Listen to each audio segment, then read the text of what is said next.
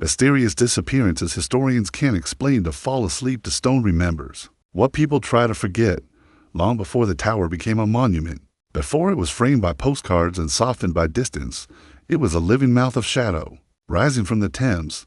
Its walls breathed cold even in summer, its corridors swallowed sound. And within those walls, in the late years of the 15th century, the young lives slipped quietly out of the world, leaving behind a silence so deep that history has never filled it. England had been bled nearly dry by the Wars of the Roses. For decades, brothers killed brothers, cousins turned on cousins, and crowns passed from head to head like cursed relics. Victory never felt complete. Peace never felt safe. When King Edward IV died suddenly in 1483, the kingdom exhaled in grief and fear. His heir, Edward, was only 12, too young to rule, too valuable to trust. The boy king was brought to London beneath guarded banners, his small hands raised in careful waves, his face trained into royal calm. Beside him walked his younger brother, Richard, small and solemn, clinging to familiarity in a city that already felt like a trap. They were lodged in the Tower of London, as tradition demanded before a coronation. The tower was called a palace then, though its stones knew better names. At first, nothing seemed amiss. Servants spoke of the boy's politeness. Guards reported laughter drifting through the narrow windows, the sound of children chasing one another along cold floors. The princes played at kingship with wooden swords, unaware that real blades were already being sharpened around them. From the river below, bowmen glimpsed pale faces framed by iron bars, to boys looking out at a world that believed them safe. But safety is a fragile thing when power grows impatient. Their uncle, Richard, Duke of Gloucester, moved through the court with measured steps and unreadable eyes. He spoke of duty, of protection, of safeguarding the realm until the boy king came of age. Words were weighed carefully in those days. Deeds followed quietly.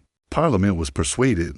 Whispers of illegitimacy began to circulate, soft at first, then louder. The princes, it was said, were not lawful heirs at all. As these murmurs spread, the laughter in the tower faded. 1 week, servants noticed fewer requests for toys, fewer messages sent down to the kitchens. Guards were replaced.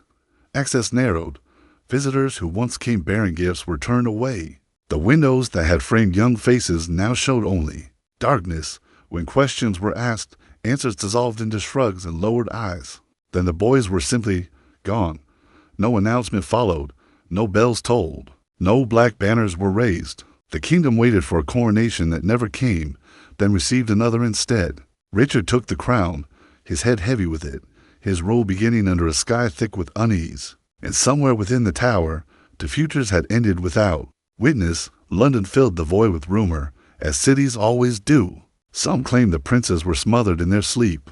Pillows pressed gently until breathing stopped, mercy disguised as murder. Others whispered of poison slipped into cups, slow and silent, leaving no marks. There were darker stories too of secret passages, midnight boats, bodies carried out beneath cloaks and thrown into the river like unwanted truths. Yet not everyone believed the children died. Hope is stubborn when grief is nowhere to land. Stories spread of survival, of the boys spirited away to foreign courts, raised under false names, waiting for the day they would return and reclaim what was stolen. Years later, men would appear claiming to be one of the lost princes, their eyes full of practiced sorrow, their pasts carefully assembled each time. The kingdom leaned forward, listening, wanting to believe that innocence could outwit power. But belief alone could not undo the silence. The tower itself seemed to absorb the mystery, its stones growing heavier with unspoken knowledge. Guards who served their leaders spoke of uneasy nights, of footsteps where none should be, of dreams filled with children calling from behind walls. Whether these were hauntings or the echoes of conscience mattered little. The tower had become a place where the living and the dead shared unfinished business. Decades passed. Kings rose and fell. England changed its face, its faith, its flags. Yet the question endured, folded into the nation's memory like a hidden wound. What happened to the princes? In the 17th century, during renovations within the tower, workers uncovered a small wooden chest buried beneath a staircase. Inside lay the fragile remains of 2 children. The bones were examined, measured, debated. They were reburied, with ceremony in Westminster Abbey, named at last as Edward and Richard. Though certainty remained elusive, no marks of violence could speak across the centuries. No final proof emerged from the dust. The discovery brought no peace, only deeper shadows. Historians weighed evidence like scales that refused to settle. Was Richard III a villain who murdered his nephews to secure his throne? Or was he a convenient monster, shaped by those who came after him, while the truth lay buried under layers of political convenience? Did someone else order the deed? Did disease claim the boys quietly, their deaths concealed to avoid chaos? Or did they escape, their lives stretching onward in anonymity, far from the crown that nearly crushed them? Every theory closed one door and opened another. What remains most unsettling is not the violence that may have occurred, but the way it disappeared. In an age where executions were public and cruelty often ceremonial, this act of fact it was left no spectacle, only absence. Only 2 children erased so thoroughly that even their deaths became uncertain. The princes never grew old. They never learned betrayal or forgiveness. They never discovered whether they would have been kind rulers or cruel ones. Their faces remained forever young in imagination, untouched by the compromises of adulthood. In this way, they belong not just to history, but to myth, a pair of figures suspended between life and death, memory and forgetting. The tower still stands by the Thames, its stones warmed by centuries of sun and shadow. Tourists pass through its gates, unaware that beneath their feet lies a question with no answer. The river flows on, carrying reflections of clouds and lights, indifferent to what it once may have swallowed. At night, when the city grows quiet and the tower's silhouette sharpens against the dark, it feels as though the past leans closer, as though the small voices hover just beyond hearing, asking not for justice or revenge, but remembrance. What becomes of innocence when power is afraid of tomorrow? Perhaps it becomes a story that refuses to sleep. The sea remembers what the land refuses to explain. Along the eastern edge of the world, as it was once imagined, where maps dissolved into guesswork and forests breathed older names, there stood a fragile promise made of wood and hope. It was not a city, not yet. It was a settlement stitched together by longing, driven by the belief that distance could become destiny, and then, without violence, without warning, it emptied itself into silence. In the year 1587, Roanoke Island lay between water and wilderness, a narrow stretch of earth cradled by tides and watched by towering trees. The air smelled of salt and resin. Cicadas sang without pause. English settlers arrived there with careful optimism, carrying iron tools, seeds, prayers, and children who had never known another home. Among them was a baby girl, Virginia Dare, born on that island, the first English child to breathe this new world's air. She was meant to be a beginning. The settlers built their homes close together, thin walls against an enormous land. They planted crops in unfamiliar soil and learned to read the moods of the sea. At night, fires glowed like fragile stars, surrounded by darkness that felt alive. They were not alone. Native peoples watched from the edges of the forest, curious, cautious, burdened by their own histories with strangers. Supplies ran thin faster than expected. The land gave slowly. Tensions grew when their governor, John White, was urged to return to England for aid. He left reluctantly, promising to come back quickly. He carried with him the unspoken fear of every frontier. That absence might cost more than presence ever could. War delayed him. The ocean kept him. 3 years passed before his sails finally appeared again on the horizon. When White stepped onto Roanoke shore in 1590, the island greeted him with stillness. No smoke curled into the sky. No voices answered his calls. The settlement stood abandoned, houses dismantled, not destroyed. Chests were gone. Tools were missing. There were no signs of battle, no blood in the dirt, no bones beneath the trees. It was as if the people had simply risen and walked away. One word remained, carved into a wooden post, weathered but deliberate, was Croatoan. It was not a cry for help. It was not a warning. It was a name. Croatoan was the name of a nearby island and of the people who lived there. White had agreed, before he left years earlier, that if the settlers were forced to move, they would leave a sign. If they were in danger, they would carve a cross. There was no cross, only the word. White wanted to search further. He wanted to follow the trail the settlers themselves had left behind. But storms rose like walls. The sea turned cruel. His ship was damaged. Reluctantly, painfully, he was forced to leave once more, carrying the knowledge that whatever had happened to his family, his daughter, his granddaughter, had already passed beyond his reach. The lost colony entered history not with a scream, but with a whisper. Rumors bloomed where answers refused to grow. Some believe the settlers integrated with the Croatan people, shedding their language and customs to survive. Later explorers would claim to see gray-eyed natives, hear of ancestors who spoke of white ghosts from the sea. Others believe famine drove them inland, where they were swallowed by forest and distance. There were darker theories to massacre, disease, quiet extinction beneath an uncaring sky. Yet nothing fit cleanly, no graves were found, no ruins deeper inland told their story. The land kept its secrets with unsettling discipline. What haunts Roanoke is not simply that the settlers vanished, but that they left no trace of fear. Their departure seemed planned, ordered, almost hopeful, as if they believed they were walking towards something better, not away from survival itself. Virginia Dare grew up somewhere, or she did not. No record tells us. She exists now only as a symbol, a child claimed by silence. An entire community followed her into that silence, leaving behind nothing but a word carved into wood and the ache of unfinished searching. Centuries later, archaeologists dig carefully through earth that has forgotten footsteps. Each shard of pottery, each fragment of metal is lifted like a prayer. But Roanoke resists certainty. It asks to be remembered, not as a failure, but as a question. What happens when people choose disappearance over despair? Perhaps they learn something the world beyond them never did. That survival sometimes means becoming unfindable, that history favors those who leave records. But life belongs to those who adapt and vanish when the ground beneath them shifts. The island remains. The trees grow thick where houses once stood. The tides continue their endless conversation with the shore, and somewhere between land and sea, between Europe and a continent not yet named, the lost colony of Roanoke still waits, suspended in the moment before explanation. Not lost to violence, not claimed by spectacle, simply gone, and in that quiet absence, the past breathes, reminding us that not every ending announces itself, and not every story wishes to be found. Water does not keep memories the way stone does. It closes over them, smooths them, and carries them away until even names begin to feel like echoes spoken underwater. In the summer of 1190, the world watched an emperor move east. Frederick Barbarossa, red beard to those who feared him. Holy Roman Emperor to those who served, was no ordinary ruler riding toward legend. He was already legend made flesh. For decades he had ruled from the forests of Germany to the sunlit cities of Italy, bending dukes and bishops alike beneath the weight of his authority. His presence was said to steady kingdoms. His absence unsettled them. Men believed history itself walked differently when Barbarossa passed through.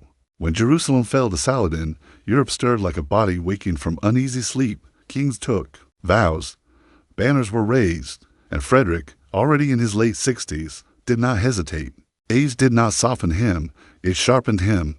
He saw the crusade not merely as holy duty, but as a final proving and ending worthy of a life spent in command. His army was vast, disciplined, relentless. Tens of thousands moved as one through Hungary and Byzantium, iron and faith marching beneath an unforgiving sun. Villages watched in silence as the column passed. It sounded like distant thunder rolling across the land. Frederick rode at the front, armored, composed, his red beard streaked with dust and silver. He had survived rebellion, exile, war, and betrayal. No river, no desert, no foreign land could truly frighten him, or so it seemed. Asia Minor was not kind to invaders. The heat pressed down like a hand on the chest. Supplies thin, horses weakened, men fell ill beneath skies that offered no mercy. Still, Frederick pressed on, toward the Holy Land, toward a destiny he believed awaited him. Then came the river, the Salif, narrow, cold, unassuming, cut through the landscape like a quiet thought no one took seriously. It was June 10th when the army reached it. Accounts differ almost immediately, as though history itself began to fracture at the water's edge. Some say Frederick dismounted to bathe, seeking relief from the heat. Others claim his horse slipped mid-crossing. A few insist he attempted to swim, armor weighing him down. What remains constant is this: the emperor entered the river, and moments later, he was gone. No battle cry, no enemy blade, no final speech beneath banners. Only water closing over a crowned head. Panic rippled through the army faster than the current. Men rushed to the river banks, shouting his name, scanning the surface for any sign of movement. When his body was finally pulled from the water, it was already changing, already surrendering to the laws that govern all flesh, emperor or not. But even death refused to settle cleanly. The army could not carry him home. The heat would not allow it. In desperation, his body was divided flesh, buried along the route, bones boiled and preserved, the heart placed in distant soil. Frederick Barbarossa, who had ruled an empire, became fragments scattered across foreign lands. No single grave could claim him fully, and with his death, something else dissolved. The crusade faltered, morale collapsed like a tent without poles. Men who had marched with purpose now wandered with doubt. Leaders argued. Discipline eroded. What had felt inevitable only days before now felt cursed. The army continued on, but it was no longer whole. Something essential had drowned with the emperor. Yet even as his physical presence vanished, stories began to grow. Some claimed Frederick did not die at all, that the river took him only briefly, carrying him into secrecy rather than oblivion. They whispered that he slept beneath a mountain, armor still on, beard grown long and red, waiting for Germany's darkest hour. Ravens, it was said, would stop flying when he was ready to return. This belief did not fade with time. It deepened. Centuries later, peasants swore they had seen him in dreams. Soldiers claimed visions before battle. Poets wrote of a king who refused to die because his land still needed him. Frederick Barbarossa became more than a man. He became a promise that history itself had unfinished business. The truth, however, remains less willing to speak. Was his death truly an accident? Some chroniclers noted the strange ease with which fate claimed him. An emperor who survived decades of war undone by a simple river. Others suggested exhaustion, illness, or even assassination disguised by chaos. No enemy claimed the deed. No witness offered certainty. The moment slipped through records like water through fingers. What makes his disappearance so haunting is not just the manner of death, but its timing. At the height of his power, at the edge of fulfillment, on foreign soil, where his authority meant nothing to the current pulling at his armor, the Salef River flows still, indifferent to the weight it once carried. It does not mark the spot. It does not remember banners or prayers. It only moves forward, as it always has. Frederick's empire did the same, though without his hand to guide it. Authority fractured. The unity he had imposed loosened. His son inherited a crown heavy with absence. The crusade he led became another chapter of failure and loss. Its momentum drowned alongside its emperor, and yet, in memory, Frederick Barbarossa never quite finishes dying. His red beard glows in candlelit halls of imagination. His armor gleams. Beneath mountains that may or may not exist, he remains suspended between history and legend, claimed by neither fully, too real to be myth, too uncertain to be settled fact. Perhaps this is how powerful men truly disappear, not in flames or triumph, but in moments so ordinary they resist meaning. A step too far, a slip. Cold water where land was expected. What does it mean when an emperor vanishes without an ending? It reminds us that destiny does not announce itself with ceremony, that even those who shape centuries can be erased by seconds, that rivers, like time, do not pause to admire crowns. Frederick Barbarossa marched east believing he would carve eternity with his will. Instead, he entered a river and became a question, and questions, unlike monuments, do not crumble.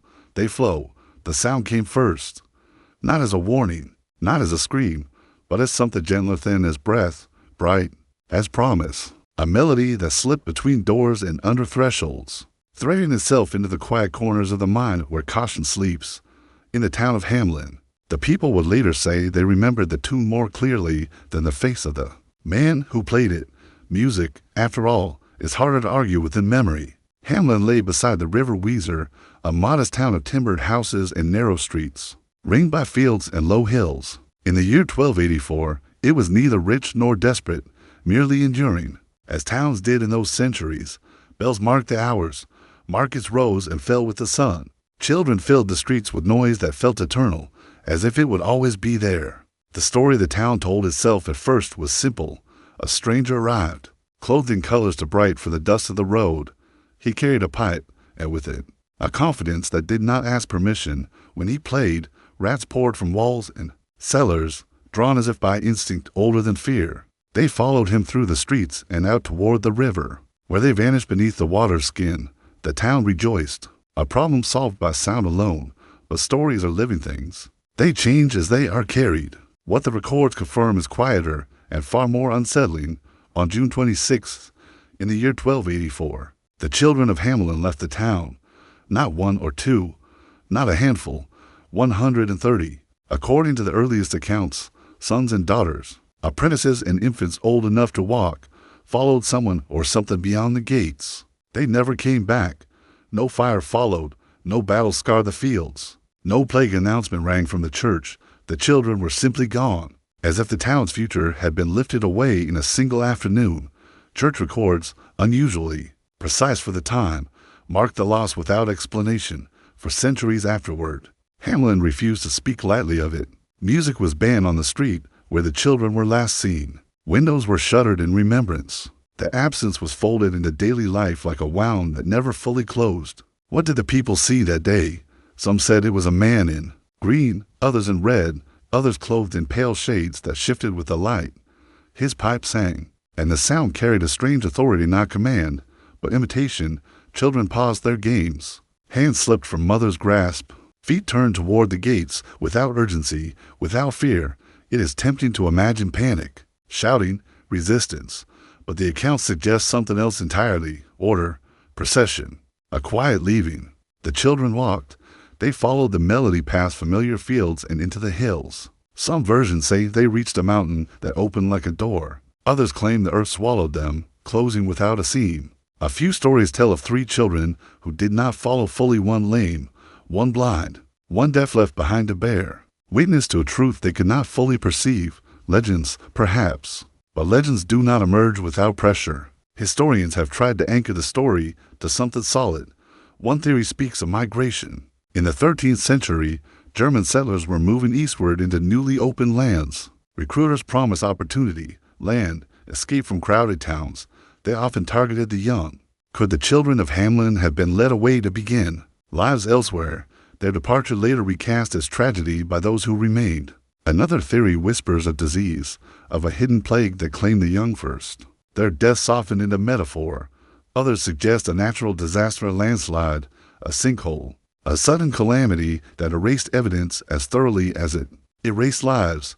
And then there are the darker interpretations, that the children were taken, sold, enslaved, sacrificed, that the piper was no man at all, but a figure standing at the thin edge between folklore and fear, punishing the town for a broken promise or an unspoken sin. None of these explanations sit comfortably. Each leaves something unresolved, something to neat or to brutal. What remains undeniable is the town's response. Hamlin did not celebrate survival. It mourned without knowing how. Parents set places at tables that would never be filled again. Shoes remained by doors long after they were outgrown. Names were spoken softly, as if loud voices might shatter whatever fragile thread still connected the living to the lost. Time moved on, as it always does. New children were born. Houses were repaired. Fields were replanted. But something fundamental had shifted. The laughter that returned was different, quieter, as though the town itself had learned restraint. Centuries later, when travelers came asking about the tale, the people of Hamlin did not smile. They did not embellish. They pointed to dates, to records, to the street where music once fell silent. This was not a story told for entertainment. It was a memory carved into identity. What makes the disappearance of Hamlin's children so unsettling is not merely the loss, but the manner of it. There was no enemy to hate, no catastrophe to name. The children were not torn away screaming. They followed willingly, drawn by something they trusted more than the world they knew. And that raises a question that echoes far beyond medieval streets. What could call so strongly that it outweighs familiarity, safety, even love? Perhaps the answer lies not in the piper, but in the children themselves. Childhood is a season of listening, of openness. The world is new enough that wonder still outweighs fear. A song promising something beyond the walls of routine might feel irresistible, especially in an age where life was narrow and choices few. Or perhaps the mystery is simpler and more terrible, that sometimes entire generations can be carried away by forces adults fail to see, until it is too late. Economic tides, cultural shifts, quiet decisions made without ceremony. The hills around Hamlin still rise gently against the sky. The river still moves past the town. Untroubled by memory, visitors walk the streets, tracing footsteps that once belonged to children whose stories ended before they could be written. And somewhere in the distance, in the space between history and imagination, a melody continues, not loud, not urgent, but persistent. It asks nothing directly. It only suggests, follow, The children of Hamelin never grew old. They never returned to argue over what truly happened. They remained suspended in the moment of departure, forever walking toward something unseen. Their disappearance is not a lesson neatly learned, but a mirror held up to time itself. It reminds us that loss does not always arrive with violence. Sometimes it comes softly, beautifully, and by the time we realize what it has taken, the sound has already faded into the hills, and the silence it leaves behind is deeper than any grave. The fog came in from the sea like a held breath, rolling low and pale across the shore, as if the world itself were unsure whether to witness what was about to unfold. In Portugal, along the edges of memory and prophecy, there lived a king who believed destiny was something a man could ride toward, sword raised, eyes fixed on the horizon. Sebastian was young when the crown found him, too young to understand the weight it carried. Or perhaps he understood it too well. Orphaned early, raised by priests and regents, he grew up surrounded by sermons of divine purpose and stories of crusading glory. His tutors spoke of holy war as if it were poetry. His prayers were filled with fire. From childhood, he was taught that Portugal's greatness had not ended, only paused, waiting for the right soul to awaken it. Sebastian believed that soul was his. By the time he reached manhood, his body had grown lean and restless, his spirit sharpened by fasting and faith. He rejected comfort. He distrusted compromise. He saw caution as weakness and delay as betrayal.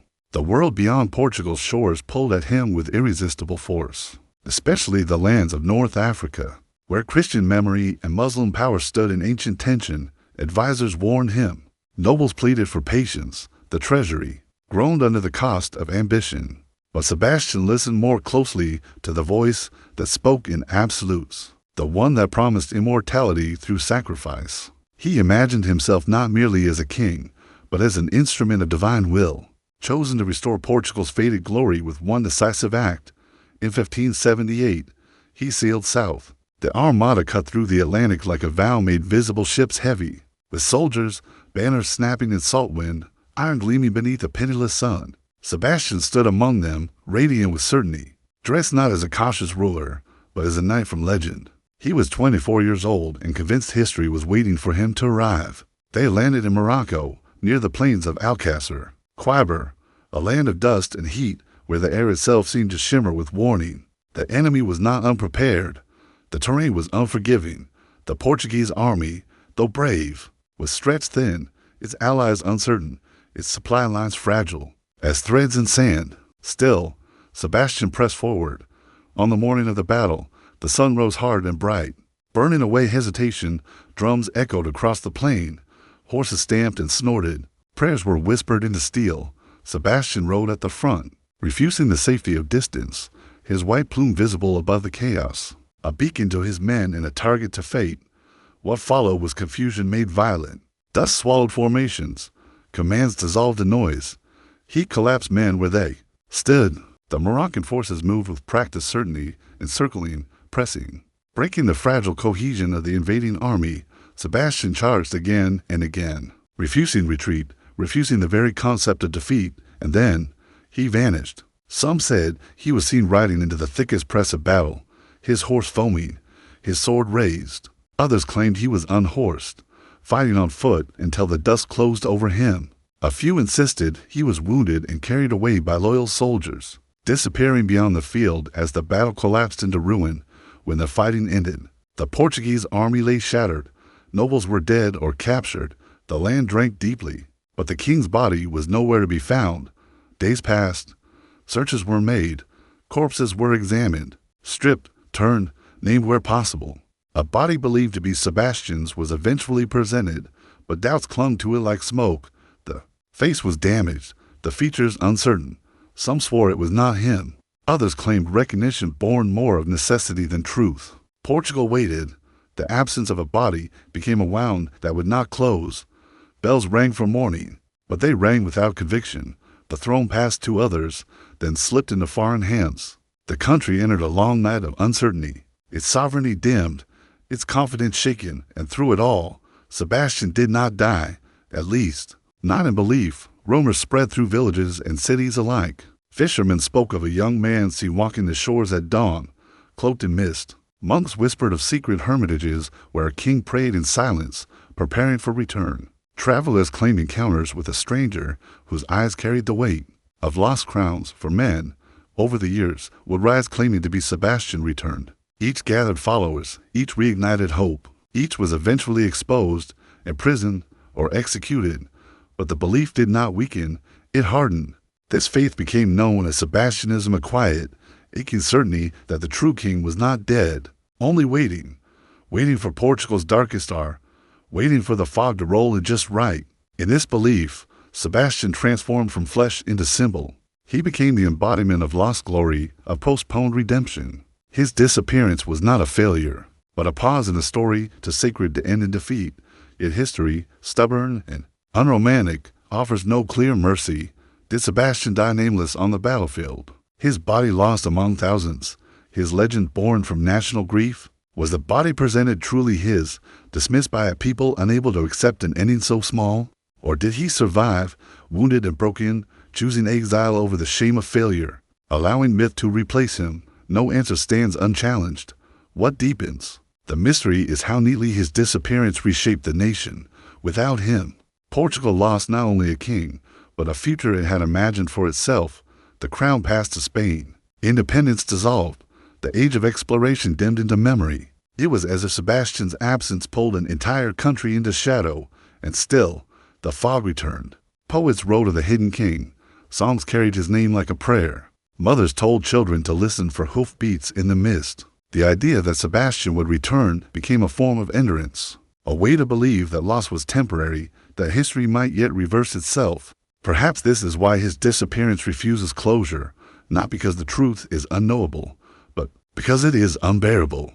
To accept that Sebastian died young and wrong to admit that faith and certainty led not to glory, but to ruin would mean confronting the fragility of purpose itself. It would mean acknowledging that destiny does not always reward belief, and that conviction can blind as easily as it can guide, so the story remains unfinished. Somewhere in Morocco, the earth holds its dead without names. Somewhere in Portugal, the sea keeps reflecting fog at dawn, and somewhere between fact and longing, Sebastian rides on, eternally young, eternally unreturned. What becomes of a king who disappears without a grave? He becomes a mirror.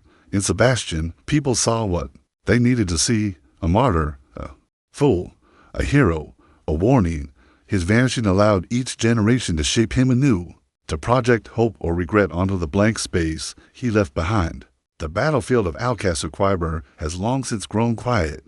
Grass covers the scars, birds pass. Overhead, indifferent to banners once raised there, the world moved on, as it always does. But the question remains, suspended like fog just before sunrise. Did Sebastian fall where faith met reality, or did he choose to step out of history, leaving his crown behind like a relic too heavy to carry? Perhaps the truest disappearance is not a body, but a certainty, and perhaps that is why Sebastian endures, not because he lived, but because he left, and in that leaving, he taught a kingdom how to wait. Fog has a way of erasing certainty. It drifts low across the land, softening edges, swallowing roads, turning distance into doubt. Along the northern edge of the Roman world, fog was not merely weather, it was a presence, a veil between what was known and what refused to be mastered. And somewhere within that gray breath of the frontier, an entire legion of Rome stepped out of history. They called it the Ninth Hispania. Rome did not forget easily. It counted, recorded, engraved its victories into stone and metal, so that time itself would kneel before its memory. Legions were not just armies, they were living institutions bound by ritual, discipline, and identity. Each had a number, a name, a history written in blood and bronze. To lose one was unthinkable. And yet, the ninth vanished. In the early 2nd century, Britannia lay restless beneath Roman rule. The island was damp, cold, and defiant, its forests dense, its skies low, its people unwilling to be shaped quietly by foreign order. Roman forts dotted the land like nails driven into flesh, holding territory by force of will. Beyond the northern boundary stretched hills and moors where tribes moved like shadows. Unrecorded and unbowed, the Ninth Hispania was stationed there. They had marched with Caesar once. They had fought in Spain, crossed seas, broken rebellions. Their eagle standard had seen victory rise from dust again and again. These were not green soldiers sent to die unnoticed. They were experienced, hardened, trusted, and then the records thin. Inscriptions that once bore their names stopped appearing. Pay lists fall silent. Orders reference other legions where the ninth should have stood. A space opens in the imperial memory where certainty once lived. Something happened in Britannia. Some believe the legion marched north, beyond Hadrian's wall before it was stone, into lands Rome barely understood. There, among mist-covered hills and peat-dark valleys, they may have met resistance not in open battle, but in something far more dangerous ambush. Attrition, patience, tribal warriors who did not fight Rome's way, men who struck at night, vanished in the forests, let cold and hunger finish what blades began. If the ninth was destroyed, it did not happen gloriously, no final stand recorded, no triumphal arch erected for the enemy, only disappearance, yet Rome did not announce a loss. This silence is what unsettles historians most. When legions were defeated, when disaster struck, Rome usually responded with fury and remembrance. Defeat was carved into stone as warning and justification, but with the ninth, there's no official mourning, no clear acknowledgement. It is as if the empire chose not to look directly at what had happened. Some suggest this was intentional, that admitting the annihilation of a full legion by tribal forces at the edge of the world would have cracked the illusion of Roman invincibility. Better to let the name fade quietly than to let fear take root. Others believe the legion was not destroyed at all. Another theory whispers that the ninth was transferred sent east to fight in Parthia or Judea, where records were later lost or confused, but even there, the trail dissolves. No clear mention, no confirmed burial sites, no veterans settling with land grants, as Roman soldiers customarily did. Men who survived Rome usually left footprints behind. The ninth left none. Archaeology adds to the unease rather than resolving it. Forts once occupied by the legion show signs of sudden abandonment, equipment left behind, repairs unfinished, as if men marched out expecting to return and never did. Roman historians of the time are conspicuously vague. Tacitus, so precise in other matters, does not tell us how the ninth ended. Later writers speak around it, never through it. The absence becomes deliberate, almost ritualized, and so the imagination fills the gap. One can picture them marching north under a sky heavy with rain, armor dulled by constant damp, boots sinking into soft ground, eagles held high, discipline intact. They believed, as Rome taught them to believe, that the world could be measured, conquered, civilized. But Britannia did not behave like Rome's other provinces. The land resisted quietly. Weather wore men down, supplies thin, morale frayed. It's somewhere beyond the last outpost, beyond the last road etched by Roman hands. The legion entered a place where maps were useless and order meant nothing. Perhaps the first attack came at night. Perhaps it came slowly, invisibly arrows from fog, traps beneath peat, poisoned water. Perhaps fear did what no enemy blade could. It unraveled formation, turned soldiers into isolated men listening too closely to the dark. We will never know the final sound the ninth made, whether it was a roar of defiance or a series of small, terrified breaths. No one was left to write it down. What survived instead was rumor. Roman soldiers stationed later in Britain spoke uneasily of the north, of places where patrols disappeared, of hills that swallowed men. The empire responded not with conquest, but with walls. Hadrian's wall rose like an admission carved in stone. Here, Rome would stop. It is tempting to see the wall as the Ninth Legion's tombstone on unspoken acknowledgement that something had gone terribly wrong beyond that line. Centuries later, the Ninth began to change. It became story in medieval chronicles. In later retellings, the Legion is transformed into a symbol of Rome's limits. Writers imagine their final stand, their betrayal, their courage. Novelists and poets give them endings history refused to provide. But these endings are inventions, shaped by longing rather than evidence. The truth remains stubbornly quiet. What makes the disappearance of the Ninth Legion so haunting is not just the loss of life, but the loss of certainty. Rome, the great recorder of the ancient world, encountered something it could not or would not explain, and so it chose silence. In that silence, power becomes fragile. Empires survive on the belief that they are eternal, that order will always triumph over chaos. The Ninth Legion's disappearance suggests otherwise. It hints that there are places where structure dissolves, where names and numbers lose meaning, where even the most disciplined force can be undone without leaving a trace. The land of northern Britain still holds its fog. The hills remain patient. Archaeologists dig, hoping for a shield, a sword, a bone that might speak. Each find promises clarity and delivers only more questions. Did the ninth die together, maintaining formation until the end? Or did they scatter, becoming individuals again in the face of annihilation? Were some taken captive, absorbed into local tribes, their Latin names forgotten within a generation? Did a few survive, carrying the weight of being unremembered by the empire they served? Rome never answered. And perhaps that is the most unsettling possibility, that the empire knew and chose not to tell. That forgetting was not an accident, but a decision. Because to remember the ninth would be to admit that Rome was not invincible, that there were edges to the world where order faltered, that discipline and steel could be swallowed by fog and farce without ceremony. Today, the ninth Hispana exists as a hollow space in history, a legion-shaped silence, a reminder that even the most meticulously recorded civilizations have blind spots. Where truth disappears, they marched with banners, they carried an eagle, they believed they would be remembered. Instead, they became a question, and like fog at dawn, that question lingers thin, cold, and impossible to grasp long after the empire that lost them turned to dust. Light once lived inside walls, not the ordinary light of windows or candles, but a captured glow, honeyed, warm, alive. It shimmered as if remembering the sun from which it had been born. Millions of years earlier, those who entered the room spoke in hushed tones, not out of instruction, but instinct. Beauty like that demanded reverence, and then it vanished. In the early 18th century, in the courts of Prussia, artisans began assembling something that did not yet have a name. They took amber fossilized resin pulled from the Baltic shores. Ancient and luminous sand carved it into panels like fragments of fire. Each piece was fitted carefully, gold leaf pressed behind it. Mirrors added to multiply the glow. What emerged was not merely decoration, but atmosphere. A room that seemed to breathe warmth even in winter. The amber room was a gift first, a political offering shaped like wonder. It traveled east to Russia, where it found its home within the Catherine Palace near St. Petersburg. There, it was expanded, refined, transformed into something almost unreal. Visitors described stepping inside as entering sunlight made solid. Walls glowed softly. Time seemed to slow. Even the air felt heavier, saturated with light.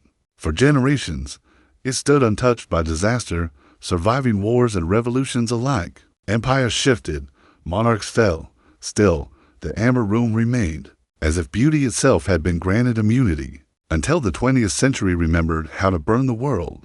In 1941, German forces swept into Soviet territory with relentless speed.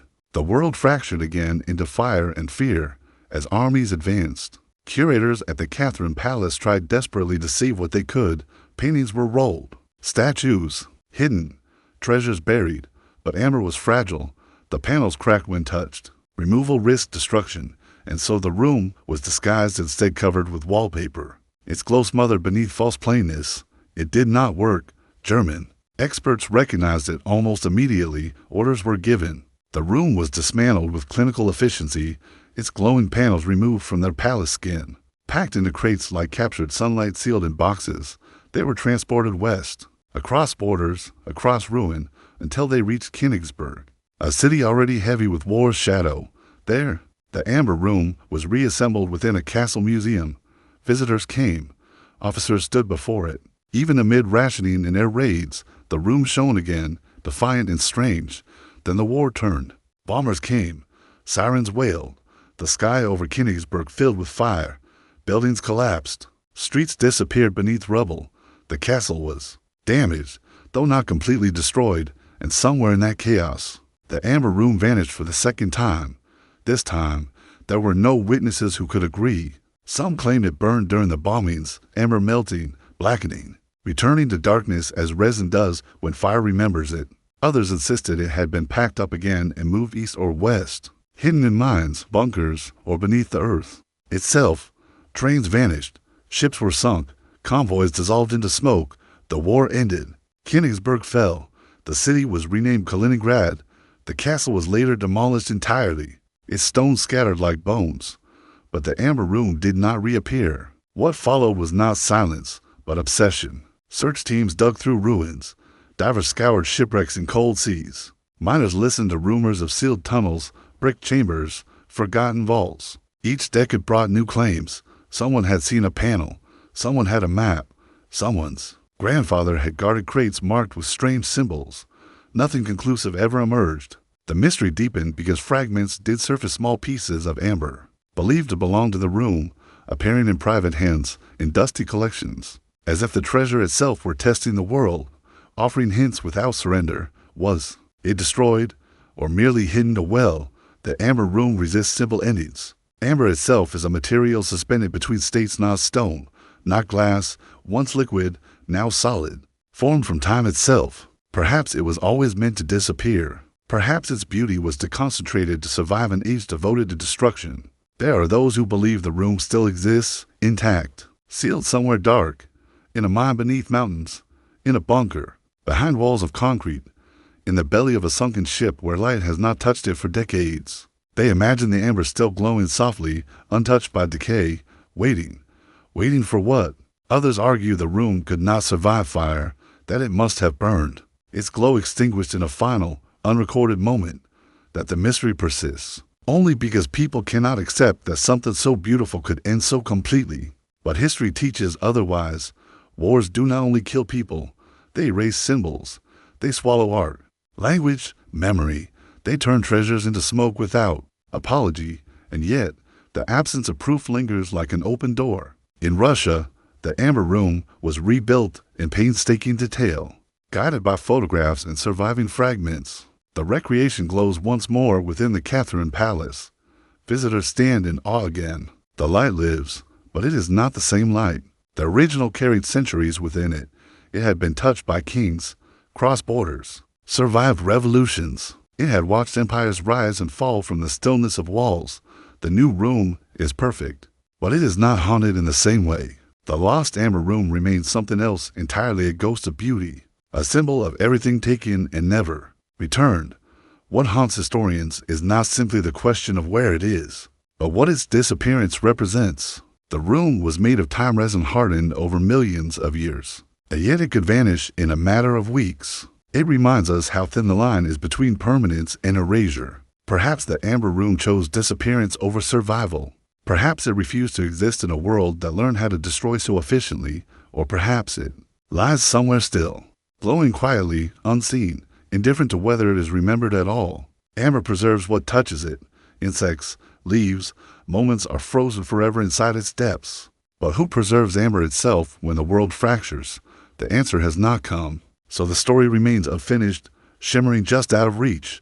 A room that once held light now holds only longing, a treasure that refuses to be found. Not because it is hidden, but because it belongs to a time that no longer exists. And somewhere, beneath rubble or water or earth, perhaps the walls still glow softly, keeping their own counsel, waiting for an age gentle enough to deserve them again. Until then, the amber room lives where all unanswered things live, not in museums, not in maps, but in the quiet space between history and myth, where disappearance itself becomes a form of immortality. There are disappearances that end in screams and others that end in silence.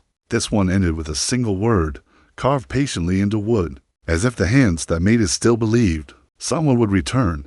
In the late 16th century, on the outer edge of the known world, a fragile English settlement clung to Roanoke Island, off the coast of what is now North Carolina. The ocean breathed endlessly against the shore, forests pressed close, thick and watching. For the colonists, the land felt unfinished, unnamed, as if it resisted being claimed. The colony was an experiment, born of ambition and uncertainty. Men, women, and children crossed an ocean with no guarantee of return. Guided by maps filled with blank spaces and promises, supplies ran thin quickly. Tensions rose with local tribes. Survival itself became a daily negotiation with hunger, weather, and fear. When the colony's governor, John White, sailed back to England for aid, he left behind nearly 100 souls, including his own granddaughter, the first English child born in the New World. He promised to return quickly. The sea, however, does not honor promises. War with Spain delayed his voyage for 3 long years. When White finally returned to Roanoke in 1590, the island greeted him with stillness. No smoke, no voices, no movement among the trees. The settlement stood dismantled, buildings carefully taken apart rather than destroyed, as if the people had left deliberately, not in panic. There were no bodies, no signs of struggle, no graves, only a word. Carved into a wooden post was Croato. On a nearby tree, the letters Crow appeared again, unfinished or interrupted. There was no cross, no mark of distress signals the colonists had agreed to leave if danger forced them away. Croato was the name of a nearby island. It was also the name of a native tribe known to the settlers.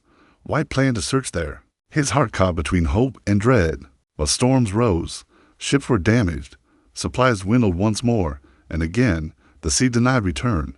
The lost colony of Roanoke was never seen again. Over centuries, theories multiplied like echoes. Some believed the settlers integrated into local tribes, their language dissolving slowly into new bloodlines. Others imagined massacre, famine, or disease erasing them quietly beneath the trees. A few whispered darker ideas that the land itself absorbed them, that the forest closed behind their footsteps and kept them.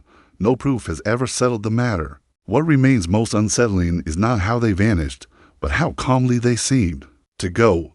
No chaos, no desperate message, only a destination carved with care, as if written by people who still trusted the future. Roanoke reminds historians that disappearance does not always announce itself with violence. Sometimes it arrives, softly carried by tides and time, leaving behind only a word and the unbearable weight of not knowing who, if anyone, ever read it in time. Snow falls silently over the tundra, muffling sound, softening shapes, swallowing footsteps. In the dead heart of Canada's north, where lakes freeze before the first frost has fully left, there is a story that the wind refuses to carry away. It is a story of emptiness so absolute, so sudden, that it feels almost sacred. A void left where life once thrived.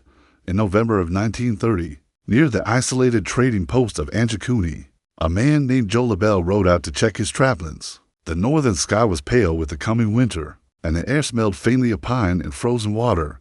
LaBelle knew the land well. He had guided hunters, delivered supplies, and tracked wolves in the vast whiteness for decades.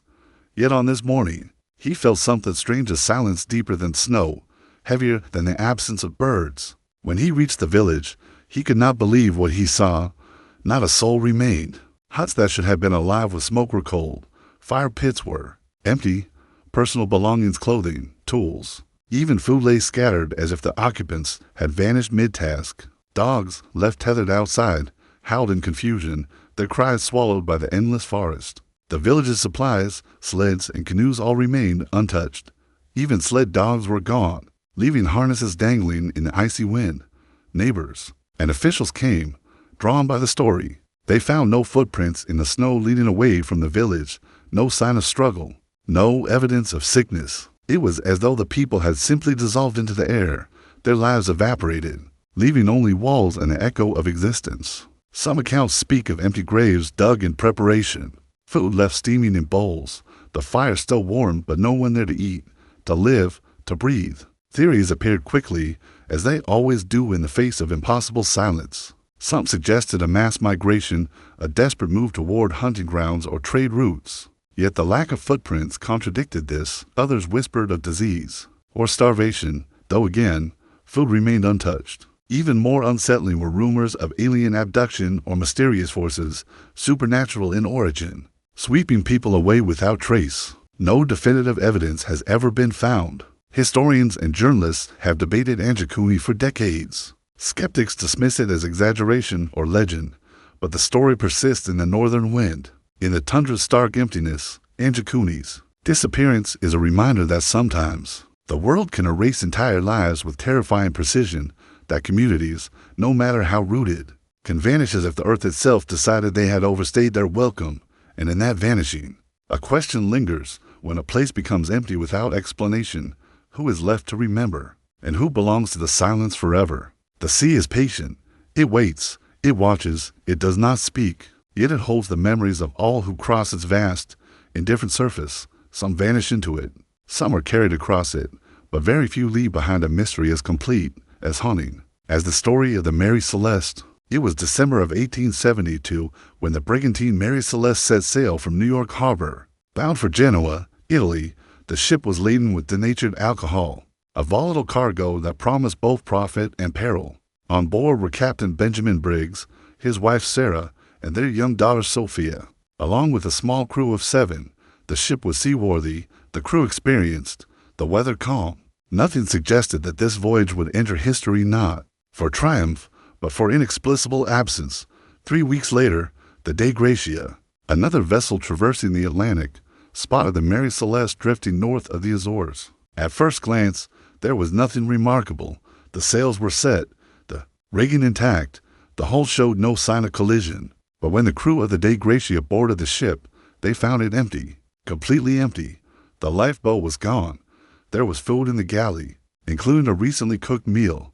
Personal belongings lay where they had been left. The ship's log was present, entries ending neatly on November 25th, with no hint of panic or disaster. The alcohol cargo was untouched. The compass, charts, and navigation instruments were all in place, and yet Captain Briggs, his family, and the crew had vanished without a trace. Speculation erupted immediately: pirates, mutiny, rough weather, but the ship showed no signs of struggle. Some suggested alcohol fumes had caused an explosion scare, prompting the crew to abandon ship only to be lost in the lifeboat. Others proposed a sudden waterspout or rogue wave. More romantic interpretations whispered of curses, supernatural forces, or sea spirits claiming souls for reasons unknown. Despite hundreds of theories, none has been proven. No bodies were ever found. No trace of the missing people emerged on nearby shores or shipping lanes. The Mary Celeste herself was salvaged, repaired, and sold multiple times, but she remained a ghost ship in the minds of all who sailed. The enduring power of the Mary Celeste is not simply in the disappearance, but in its calm, unsettling order, everything in its place. No struggle, no violence, just absence. The ship, a floating skeleton of life, drifts endlessly in memory, reminding us that the sea is patient, that sometimes it takes without explanation, and that the silence of a vanished crew can echo across centuries, louder than any storm. What haunts the Mary Celeste is not only the loss of life, but the perfection of its mystery, the idea that people can vanish, while their world remains untouched, leaving behind only the still, indifferent pulse of the ocean. The sky has a hunger, all its own. It can swallow men, machines, and even the bravest calculations of humankind, leaving only emptiness behind. Over the waters of the Bermuda Triangle, that hunger became legend, etched forever into the annals of the unknown. With Flight 19 at its center, it was December 5, 1945, when 5 TBM Avenger torpedo bombers, freshly returned from World War II training missions, took off from the Naval Air Station at Fort Lauderdale, Florida. 15 men, skilled, disciplined, and unafraid, climbed into the gray morning air with the confidence of experience. Their mission was routine, a navigational exercise, a practice in formation flying over the Atlantic. The ocean below was calm. The sky above was pale and steady. Nothing, at first, suggested the horrors of uncertainty would descend. Soon, however, things began to unravel. The lead pilot, Lieutenant Charles Taylor, reported compass malfunctions. Directions conflicted. Position estimates grew increasingly desperate. One after another, the aircraft radioed strange coordinates, uncertainty weaving itself through their voices like a creeping fog. The men were seasoned pilots, yet even they could not reconcile the landscape of the ocean with the instruments meant to guide them. Hours passed. Calls for assistance were broadcast, answered only by static and the faint echoes of their own voices. Search and rescue planes took off, but the weather turned unexpectedly harsh. Clouds thickened, visibility collapsed, and the ocean became a mirror of confusion, reflecting nothing, revealing nothing. Flight 19 disappeared into the gray expanse as if the sky itself had swallowed it whole. Rescue teams found no wreckage, no life rafts, no bodies, no twisted metal. Even the official Navy reports admit that the fate of the 5 planes and 15 men is unknown. The Atlantic, for all its vastness, did not give up a clue. The story does not end there. Later that same day, a PBM Mariner flying rescue search also vanished, adding 15 more souls to the unexplained tally. The waters of the Bermuda Triangle claimed both the hunters and the hunted. In the days, weeks, and decades that followed, speculation thrived. Some blamed navigational errors compounded by magnetic anomalies. Others whispered of sudden, violent weather waterspouts, rogue waves, storms forming in minutes. Still others hinted at the uncanny, portals, dimensional folds, forces beyond human comprehension. What is most unsettling about Flight 19 is not only the loss of life, but the meticulous ordinariness of the disappearance. There was no struggle, no evidence of panic, no bodies scattered across the waves. The men vanished, leaving behind only empty skies, unanswered radio transmissions, and the faint, endless pulse of the Atlantic below.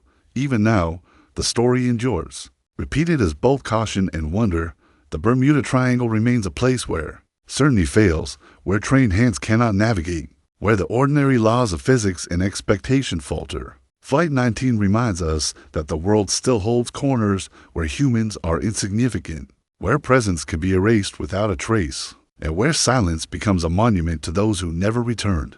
Perhaps, in some quiet stretch above the endless sea, Flight 19 still flies a procession of shadows, perfect and unreachable, reminding us that disappearance does not always announce itself with violence. Sometimes it simply waits, patient, unclaimed, eternal.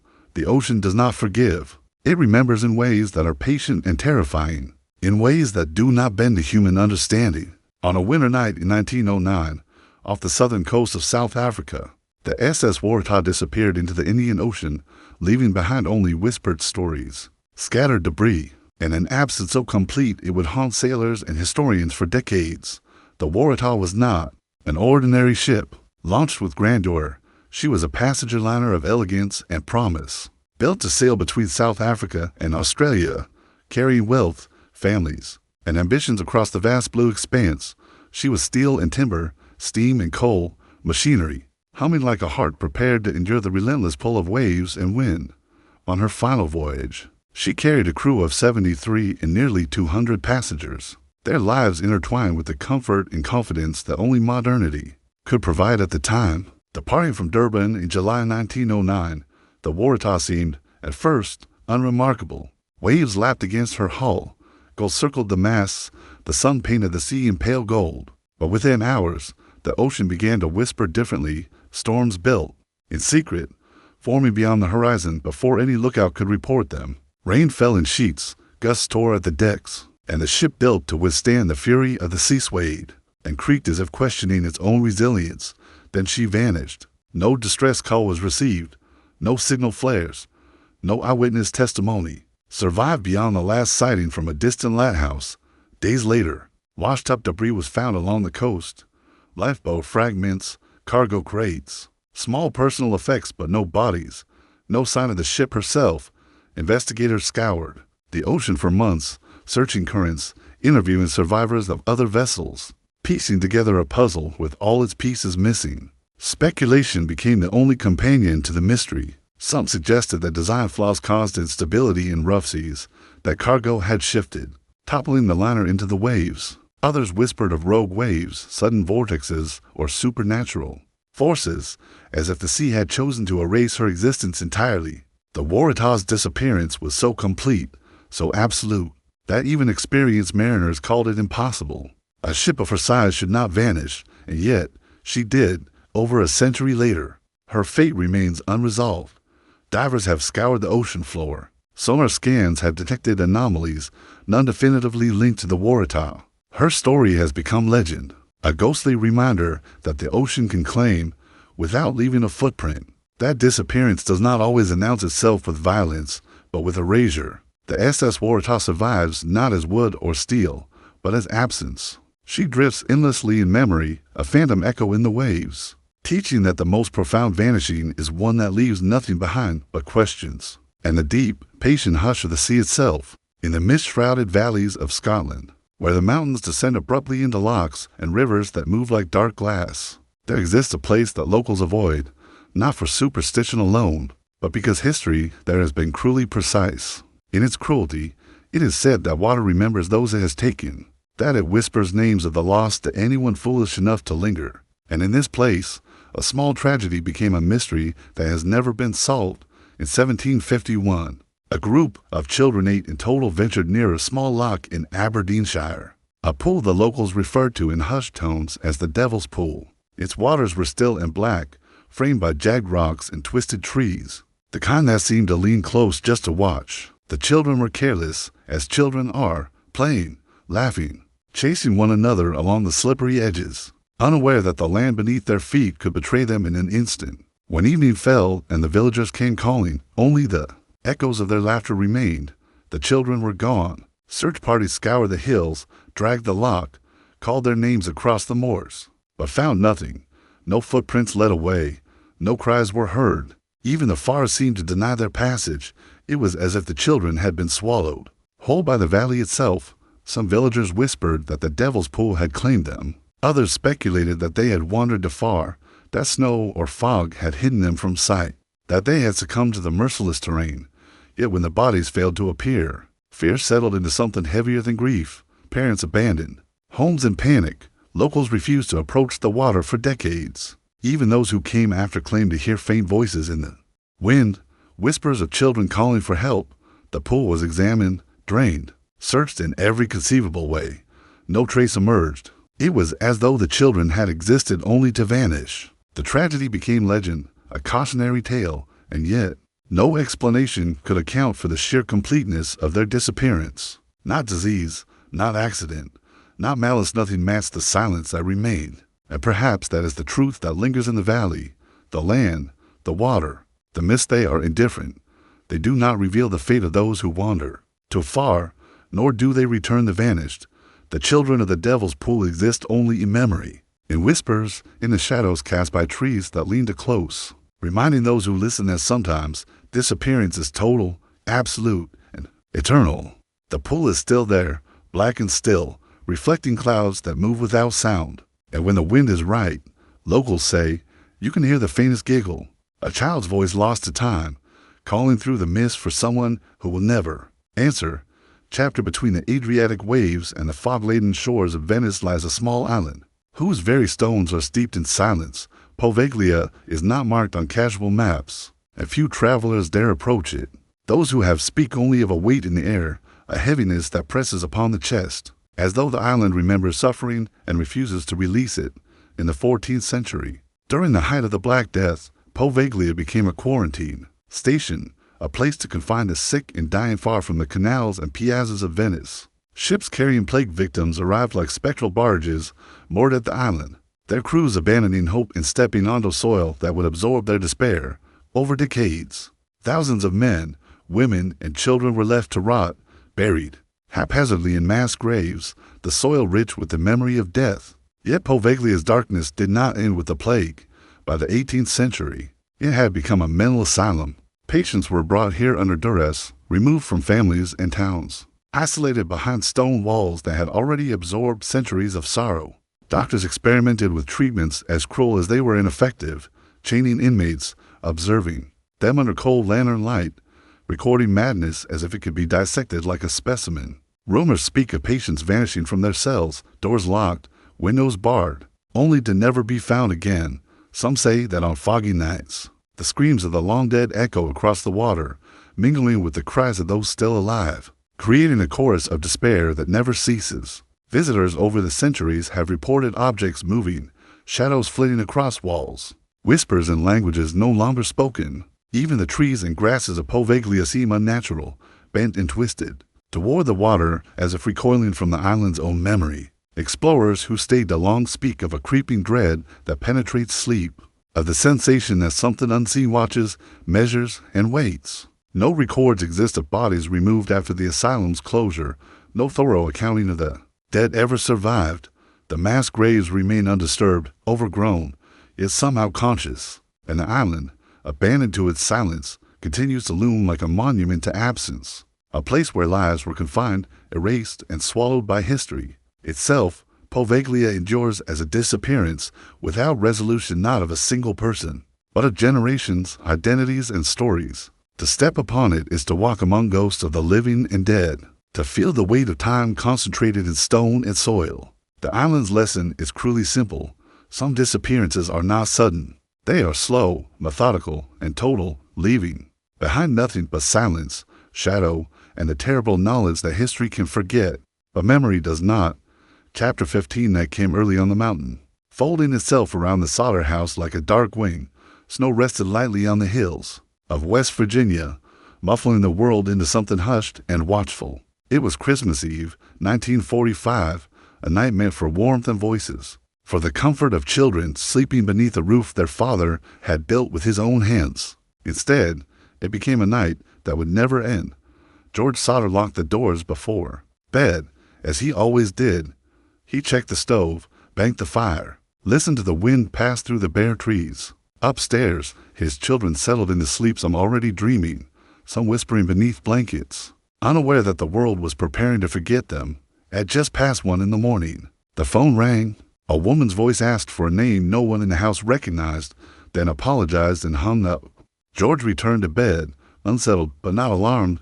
Minutes later, smoke crept through the walls. Flames moved quickly, unnaturally so, climbing the house as if guided by unseen hands. The fire roared with a hunger that felt intentional. George and his wife Jenny escaped with 4 of their children, barefoot in the cold, their breath rising like spirits into the night.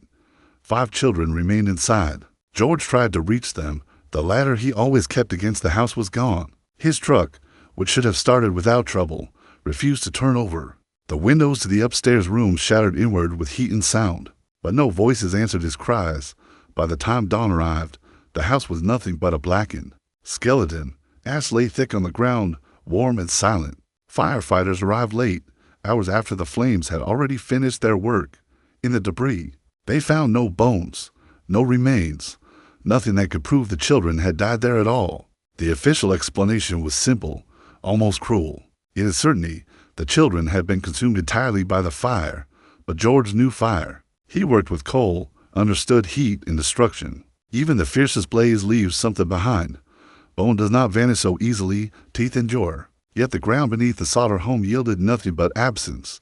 As days passed, strange details surfaced like broken glass in the ash. Neighbors reported seeing lights moving near the house. Before the fire, a woman claimed she saw 5 children, watching from a passing car as the flames rose behind them. Another said she served breakfast to children, matching their description at a roadside diner the following morning. The Sauters received anonymous tips, rumors that drifted in and out, like smoke, never solid enough to grasp. Even the fire itself seemed unwilling to stay still. Investigators found evidence suggesting the blaze may have been set deliberately. Wires had been cut. A strange object, later identified as a type of incendiary device, was discovered in the yard. The phone line had been tampered with. These were not the marks of accident. They were signs of intent. George and Jenny refused to bury their children without proof. They erected a billboard along the highway, bearing the faces of the missing 5, offering a reward for information. For years, drivers passed beneath their gazes, day and night, the children's eyes fixed on the road as if waiting for someone to stop and tell the truth. Letters arrived from distant places, some cruel, some hopeful. One photograph showed a young man in his 20s, dark-haired and solemn, sent anonymously from Kentucky.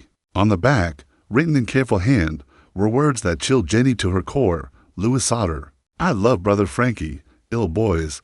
A90132 or 35. The photograph was never explained. The man was never found. The code was never deciphered. Years turned into decades. The billboard weathered.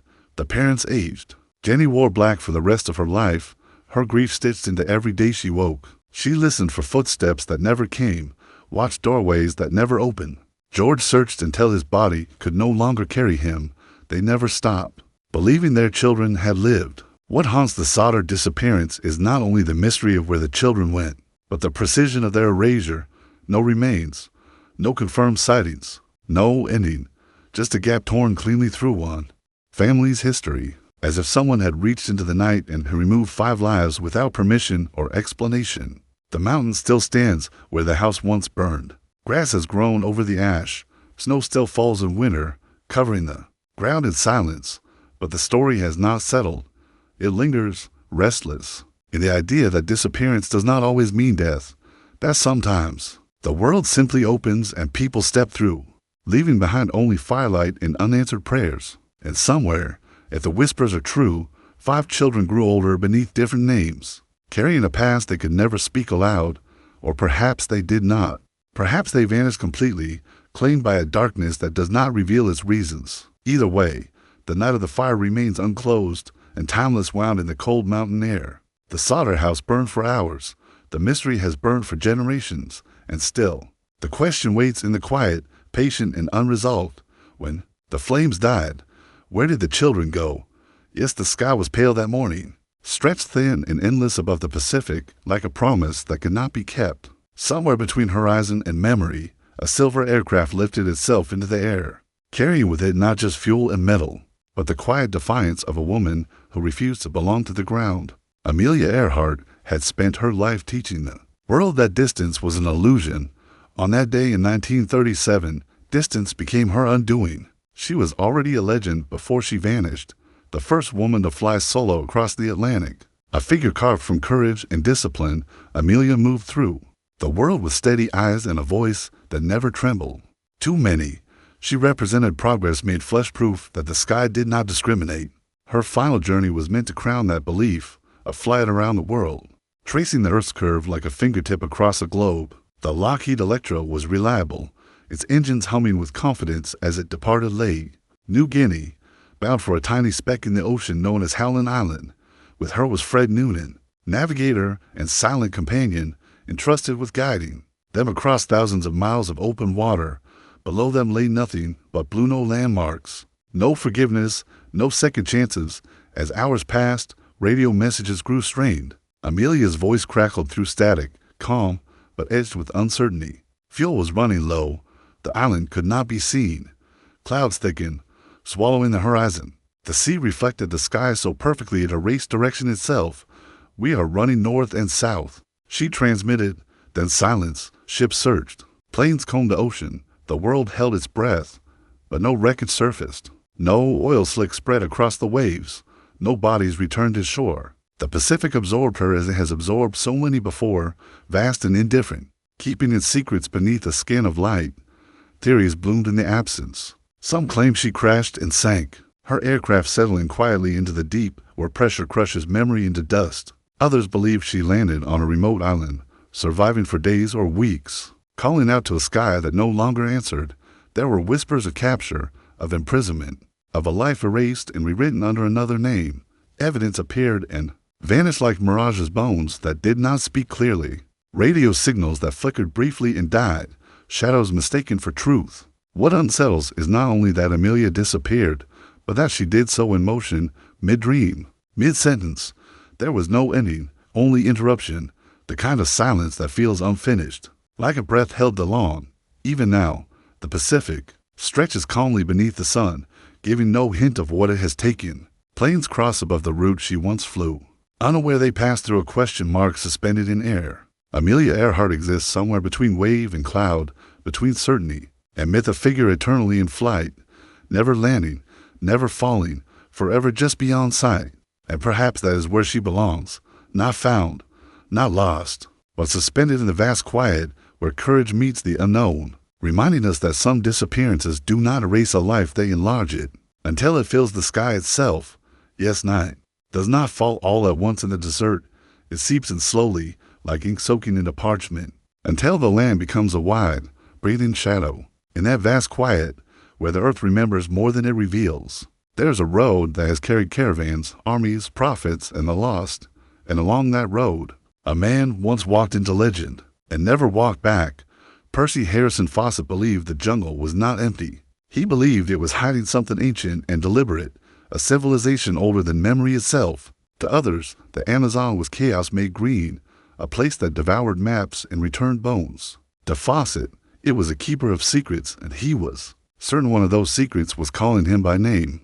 He was a British officer, an explorer shaped by discipline and obsession, hardened by years of mapping uncharted territory in South America. He had seen rivers that bent like serpents and forests so dense they seemed to breathe. He had endured disease, hunger, and isolation, and still, he came back. Each expedition left him thinner, quieter, more convinced that somewhere beyond the known edges of the world lay a lost city. He called the ancient texts spoke of it. Indigenous legends hinted at it. Stone fragments and strange earthworks suggested something once lived and ruled beneath the canopy. While scholars dismissed the idea as fantasy, Fawcett listened to the land instead. He believed the jungle had buried its past not out of decay, but out of protection. In 1925, he set out one final time. With him were his son Jack, young and devoted, and Jack's friend Raleigh Rimmel. They traveled light, deliberately so, believing excess would slow them, invite hostility. They followed rivers that vanished into marshland, crossed regions where the air itself seemed to press inward, heavy with unseen life. Villages faded behind them, the world narrowed to green and shadow. Their last confirmed camp was made at a place Fawcett called Dead Horse Camp, named for an earlier expedition's loss. From there, he wrote his final letter home. It was calm, almost serene. He told his wife not to worry, warned her against organizing rescue parties. "You need have no fear of failure," he wrote. "I am certain." Then the jungle closed. Weeks passed, then months. No word returned. No footprints led back. No smoke rose from beyond the trees. Search parties ventured in, some following rumors, others following hope. Many never returned themselves. Those who did came back hollow-eyed, speaking of sickness, hostility, and a forest that disoriented even the most seasoned guides. Some claimed tribes had killed the men. Others insisted they had been welcomed, absorbed, allowed to live under new names among people who did not wish to be found. There were darker whispers, too, that the city of Z was not stone, but something else, ritual, knowledge, a way of being, and that those who found it could not return unchanged, that the jungle did not kill Fawcett, but kept him. Bones were discovered over the years. None confirmed, artifacts surfaced and vanished, stories multiplied. Each explanation dissolved under scrutiny, leaving only the original silence intact. Even now, the Amazon guards its interior with deliberate cruelty, its rivers shifting, its paths erasing themselves overnight. What makes Fawcett's disappearance so unsettling is not merely that he vanished, but that he seemed to expect it. He stepped forward willingly, leaving behind the world of certainty for one of belief. He trusted the unknown more than the map. Some say Percy Fawcett died in the jungle. His body returned to soil and root, his name swallowed like so many before him. Others believe he crossed a threshold few ever do, into a realm where history and myth overlap, where time does not behave, where the past is not dead, but waiting. The jungle remains. It breathes, it grows, it keeps its silence, and somewhere beneath the endless canopy, where light breaks into fragments and the air tastes ancient, the question still walks. Did Percy Fawcett fail to find the lost city? Or did he finally become part of it? The Amazon does not answer. It never has. It only remembers. The air over the channel was thin and colorless, stretched tight between water and cloud like a held breath. Winter had stripped the sky of warmth, leaving it pale and brittle, the kind of sky that feels hollow even before something is taken from it. On that December afternoon in 1944, a small aircraft lifted away from England, its engine steady, its course simple. It carried no cargo of weapons, no secret orders sealed in envelopes. It carried music, and then it carried silence. Glenn Miller was not supposed to vanish. He was a man whose presence filled rooms before he ever entered them, whose sound could lift spirits from trenches and hospital wards alike. His orchestra had given rhythm to a generation braced against war, their melodies drifting through radios and dance halls like a promise that joy still existed, somewhere beyond the blackout curtains. When he put down his baton to serve, it felt inevitable, as though the war itself had summoned him. Music, after all, had always been his way of ordering chaos. In late 1944, Miller was stationed in England, preparing for a series of concerts meant to raise morale among Allied troops newly landed in Europe. The war was not yet won, but hope had begun to move again, cautiously, like a wounded thing learning to walk. Paris had been liberated. The city waited, hungry for sound. Miller was scheduled to arrive ahead of his band to arrange performances. It was meant to be routine. Nothing about the plan suggested history was about to fracture. He boarded a small single-engine plane, a Nordine Norseman, sturdy but modest, piloted by Flight Officer John Morgan, with Lieutenant Colonel Norman Bessel alongside. The weather was poor, the kind of winter haze that dulls edges and hides distance. Some questioned the flight. Others shrugged. The channel had been crossed thousands of times by men who never questioned it at all. The plane lifted, turned south, and slipped into the gray. It never arrived. No distress signal broke the static. No flare pierced the clouds. The channel continued to move beneath the sky, its surface folding and unfolding with quiet indifference. When Miller failed to appear in Paris, concern rippled outward, then hardened into alarm. Searches were ordered. Planes flew low over the water. Ships scanned the waves for wreckage, for oil, for anything that could be held up and named as proof. Nothing surfaced. The disappearance felt wrong from the start.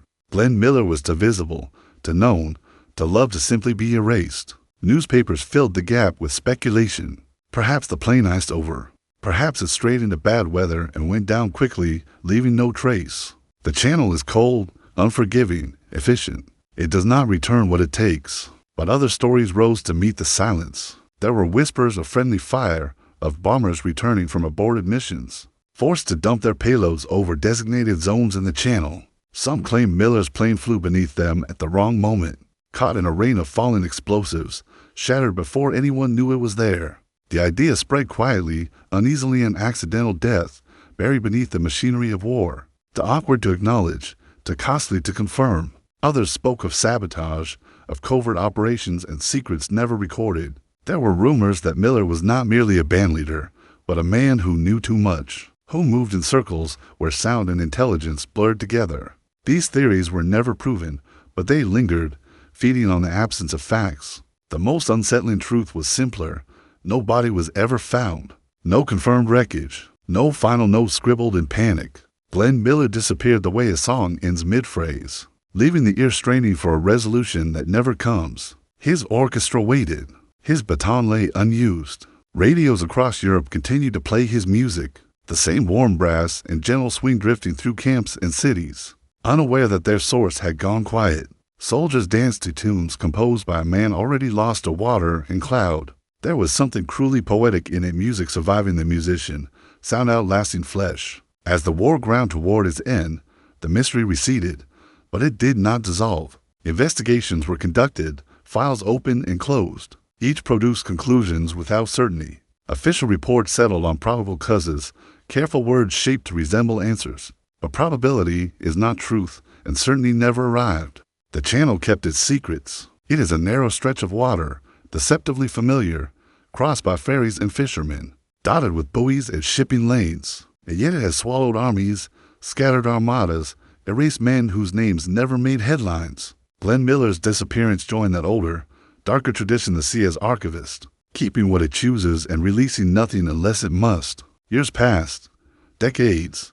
His name hardened into legend. Statues were raised. Recordings were polished and preserved. Younger generations learned his melodies without ever knowing the sound of his speaking voice. He became something fixed and complete, as though his life had resolved neatly, when in truth it had simply stopped. What haunts is not the idea of his death, but the manner of it, the quietness, the lack of witness. A man whose life was measured in notes and bars, in timing and harmony, removed from the world without a final chord. No crescendo, no applause, just the long, low hush of winter air closing behind a passing plane. Sometimes, sailors claim that sound behaves strangely over the channel, that on certain days, music seems to travel farther than it should, drifting across water in fragments brass here, rhythm there impossible to place, impossible to follow.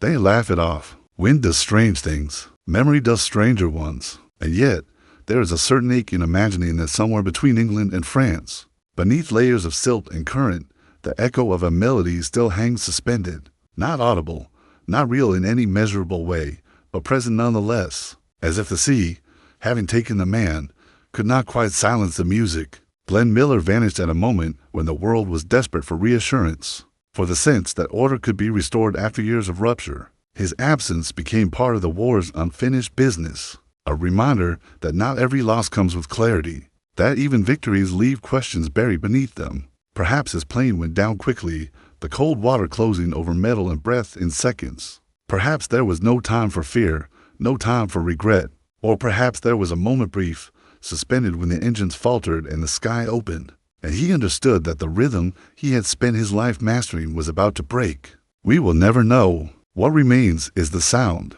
the enduring, gentle swing that still fills rooms long after the last note should have faded. In that way, Glenn Miller did not entirely disappear. He slipped sideways, out of sight, but not out of reach, leaving behind a presence shaped like absence. The channel still moves beneath the sky, patient and unremarkable. Planes cross it daily, their passengers unaware of the stories folded into the water below. And somewhere in that broad, gray quiet, a question lingers, soft and unresolved. When the music stopped in the air that day, where did it go? The sea does not answer. It never does. It only listens. In the dappled light of medieval England, where forests stretched endlessly and the boundaries between reality and myth were thin as a spider's thread, there occurred a disappearance that began with an appearance. It was not a disappearance of people who had been seen and then gone. but of a world within which they once lived, a world no one else could access, yet whose echoes lingered in speech, in skin, in memory. The year was said to be the 12th century, though the exact date matters little when the story already belongs to legend. In the village of Woolpit, in Suffolk, fields stretched into gentle hills, and the soil was fertile with beans and barley. One morning, villagers tending their crops discovered two children near the wolf pits, one boy and one girl huddled together, shivering, their skin a strange green hue, their clothing unfamiliar, their eyes wide with terror and wonder. No one could understand them.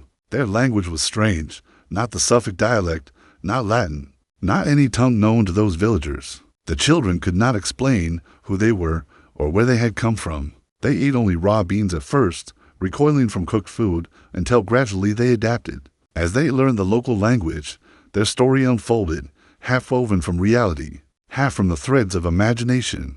They claimed to have come from a place called St. Martin's Land, a subterranean realm bathed in twilight, where the sun never shone, and rivers gleamed faintly with a greenish light. They had been tending their father's flocks when a sudden mist fell, and they found themselves above ground, trapped in a world of open sky and strangers. Their village, so alien and bright, terrified them. Yet, with time, they adapted. The boy, the younger and frailer of the two, soon became sickly and died. The girl survived, her skin slowly losing its green hue, and eventually she married and integrated into the village. Historians and folklorists have debated the green children for centuries. Were they extraterrestrial, cast down by some cosmic accident? Were they refugees from a forgotten land, lost to famine or war, their tale embroidered into legend over time? Or were they the product of mass hallucination, a collective weaving of fear and hope during a century riddled with famine and superstition? No answer satisfies entirely. The vanishing in this story is paradoxical. The children emerged from nowhere and survived in the world above. Only briefly before their origins, whatever they were remained inaccessible forever. Their home, their people, their past vanished as completely as if it had never existed. Even today, Woolpit whispers with memory. The fields, the wolf pits, the ancient soil somehow retain the sense of displacement, the eerie presence of otherness. The story endures because disappearance is not always a question of bodies lost. Sometimes it is the erasure of a world, a culture, a reality that, like the green of their skin, cannot be absorbed by ordinary life. And so, the green children remain suspended between history and legend, a haunting reminder that not all vanishings are violent or abrupt. Some simply unfold slowly, leaving behind traces of wonder, disbelief, and the unanswerable question, what other worlds brush against our own, unseen, and who might step across without ever returning? The wind carries secrets along the Carolina coast, through marshes and dunes, whispering of lives that once were but are no longer. Among these whispers is the story of a colony that vanished, leaving behind only a single word etched into wood, a word that has haunted history for more than 4 centuries. In 1587, over 100 men, women, and children arrived on Roanoke Island, off the coast of what is now North Carolina. They came seeking a new beginning, a foothold for England in the New World, bringing hope, supplies, and families ready to root themselves in foreign soil. John White, their governor, watched over them, noting the daily rhythms of life, the planting of crops, the laughter of children, and the fragile optimism that clung to every structure and garden. But the New World is a place that bends to its own rules. Forests stretch thicker than any map can show, rivers shift beneath the weight of tides, and the land itself is neither kind nor forgiving to those who underestimate it. Within weeks, supplies began to dwindle. Tensions with neighboring tribes grew subtle and sharp, every glance potentially a warning, every absence a threat. And then, as if the colony had been a candle struck by a sudden draft, John White was forced to return to England for reinforcements. He promised to return quickly. The sea, however, does not keep promises.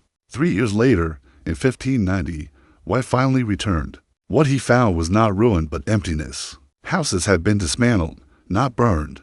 Gardens had grown wild, unclaimed. The fields bore no evidence of human toil.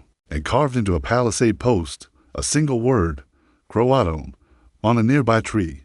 Partial letters appeared, unfinished or interrupted.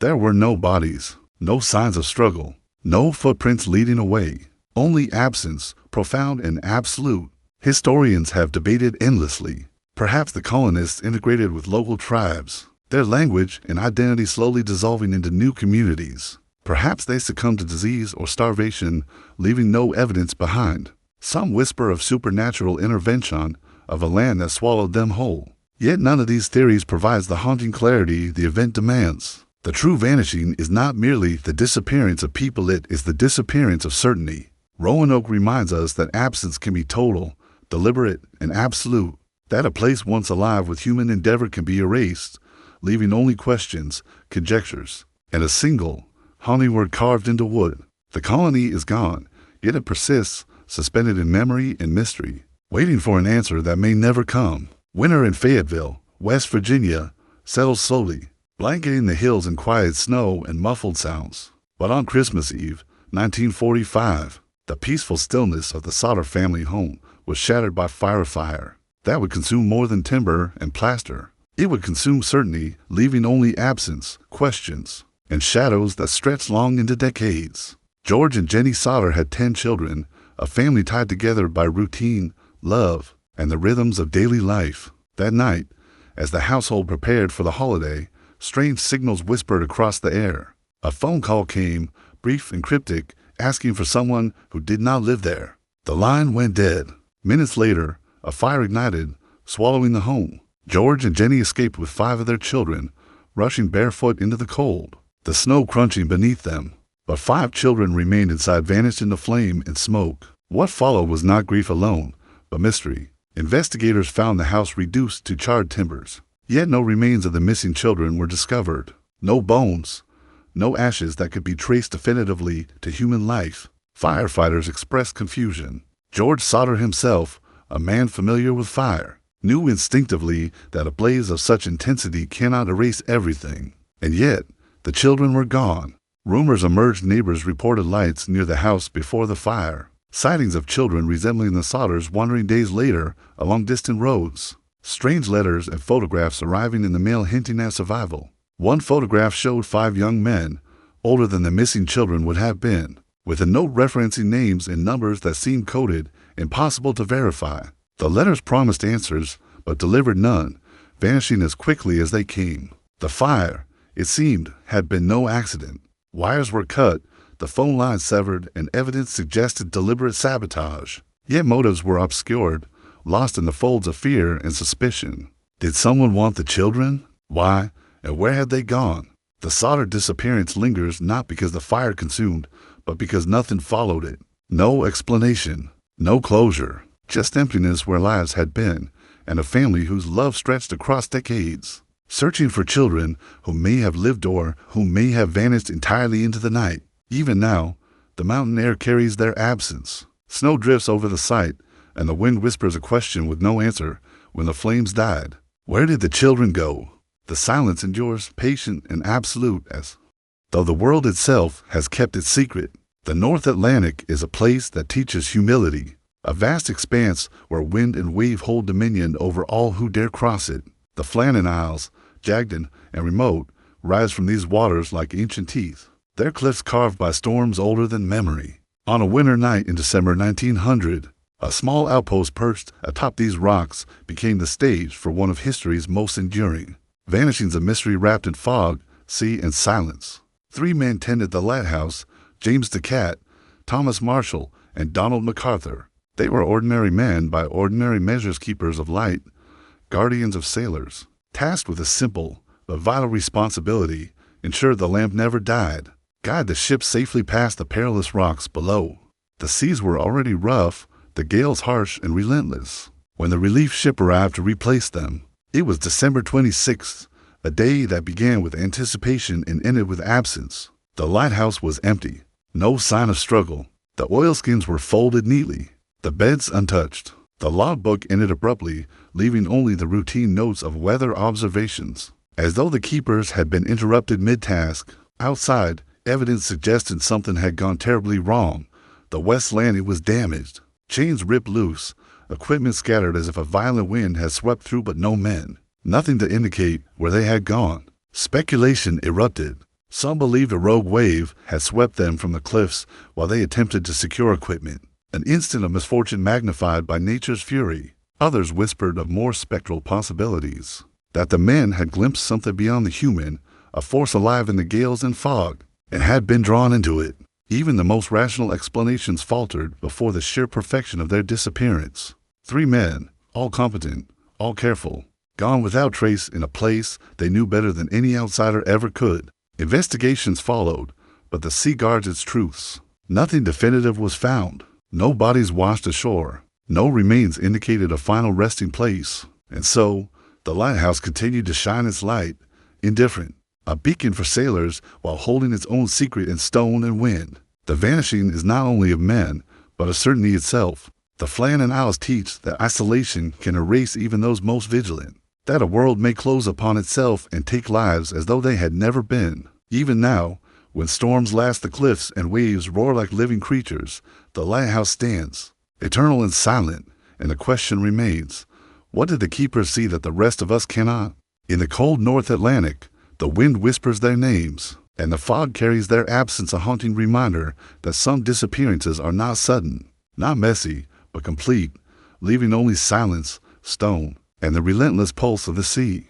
Rain-slicked streets and shadowed airports are rarely the setting for legends. Yet in the early evening of November 24, 1971, one man stepped into history at Seattle-Tacoma International Airport, carrying nothing but a briefcase, a cigarette, and a plan that would outlive him. He was known only as D.B. Cooper, though that name was a fragment, a label assigned by newspapers desperate to contain a story that refused to be contained. Cooper boarded Northwest Orient Flight 305, a modest Boeing 727 bound for Portland, Oregon. Mid-flight, he revealed a bomb in his briefcase, not through panic, but with the calm authority of someone who had rehearsed every detail countless times. He issued demands, 2,400 pounds in cash for parachutes and fuel to reach Mexico.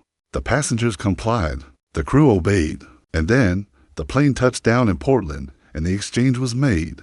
Cooper returned to the aircraft alone, and the final chapter of his journey began. After takeoff, the plane climbed into the dark Pacific Northwest sky, somewhere over the dense forests of southwestern Washington. Near the rugged stretch of the Columbia River Gorge, D.B. Cooper disappeared. Somewhere in that night, he leaped into the unknown with a parachute and a pile of stolen cash, vanishing without a trace. Despite an extensive FBI investigation, no definitive evidence has ever revealed his fate. Over the years, theories have proliferated. Some claimed he landed safely, changing identity, living a quiet life, invisible among millions. Others argued he perished, swallowed by wind, rain, and terrain. Small fragments of cash, found decades later along the banks of the Columbia, teased the imagination, but offered no clarity. Investigators traced endless leads, fingerprints, sightings, confessions, and false claims, each dissolving under scrutiny, leaving only mystery. The allure of D.B. Cooper is not merely in the crime, but in the perfection of his erasure. Every detail he controlled, the timing, the jump, the absence of panic transformed disappearance into an art. The legend endures because it is complete yet incomplete.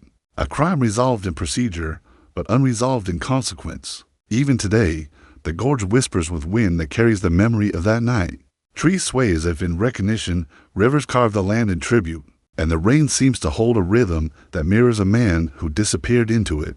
Cooper vanished not with violence, but with intention, leaving behind an echo that refuses to settle, a reminder that some people step into the world and leave it forever changed, unseen, untouchable, and impossible to follow. The mystery persists, patient as the rivers flow, asking the same question it asked in 1971. Did D.B. Cooper survive the jump, or did the night finally claim him? And like all great vanishings, the answer does not matter as much as the absence itself, wide, silent, and eternal.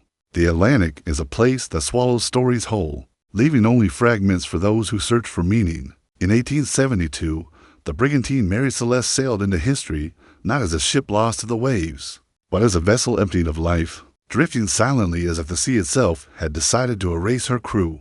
The Mary Celeste had departed from New York bound for Genoa, carrying a cargo of alcohol and a crew of 7, along with the captain, Benjamin Briggs, his wife, and their young daughter. The weather was calm, the wind steady, and the Atlantic beneath them vast but merciful. By all accounts, the voyage began uneventfully, with sails taut and spirits high. The passengers and crew were competent, experienced mariners accustomed to the ocean's fickle temperament. Weeks passed. On December 5th, The Day Gracia, another ship traveling the same route, spotted the Mary Celeste drifting aimlessly off the Azores. She was under partial sail, her decks eerily empty, and not a soul could be seen. Upon boarding, investigators found everything in order, cargo intact, personal belongings untouched, food left on the table. But the lifeboat was gone, and the crew had vanished. There were no signs of struggle, no evidence of disease, no letters or messages indicating fear or intent, only absence. Speculation was immediate. Piracy seemed unlikely, for the cargo remained untouched. Mutiny, perhaps, but who could have escaped without leaving a trace? Natural phenomena were considered: waterspouts, sudden waves, carbon monoxide from the cargo. All plausible, yet none fully explained the total disappearance. The captain's family, too, vanished with him. The ship was seaworthy, provisions plentiful, and yet the Atlantic had claimed them, leaving behind a vessel both alive and dead, a floating ghost that would haunt maritime history forever. The Mary Celeste became a symbol of the unknowable.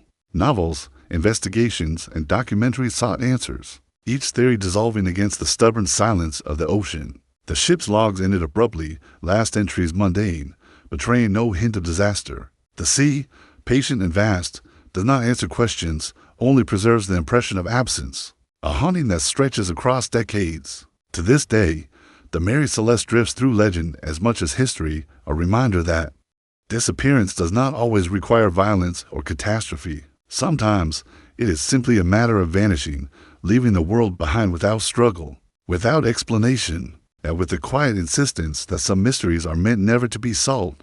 The Atlantic holds her still, in memory and imagination, where wind and wave repeat her story endlessly, a ship complete, yet empty, a life erased without a trace. A question as deep and enduring as the ocean itself. The Sierra Nevada mountains are a place where silence takes shape, where roads twist like coils, and where the night can stretch long enough to erase certainty. In February 1978, 5 young men from Yuba City, California, vanished into that silence, leaving behind a mystery that confounded authorities, friends, and families for decades. Jack Madruga, Bill Sterling, Jack Hoot, Ted Wyaher, and Gary Mathias were ordinary college students and young men bound by friendship, school, and the routines of daily life.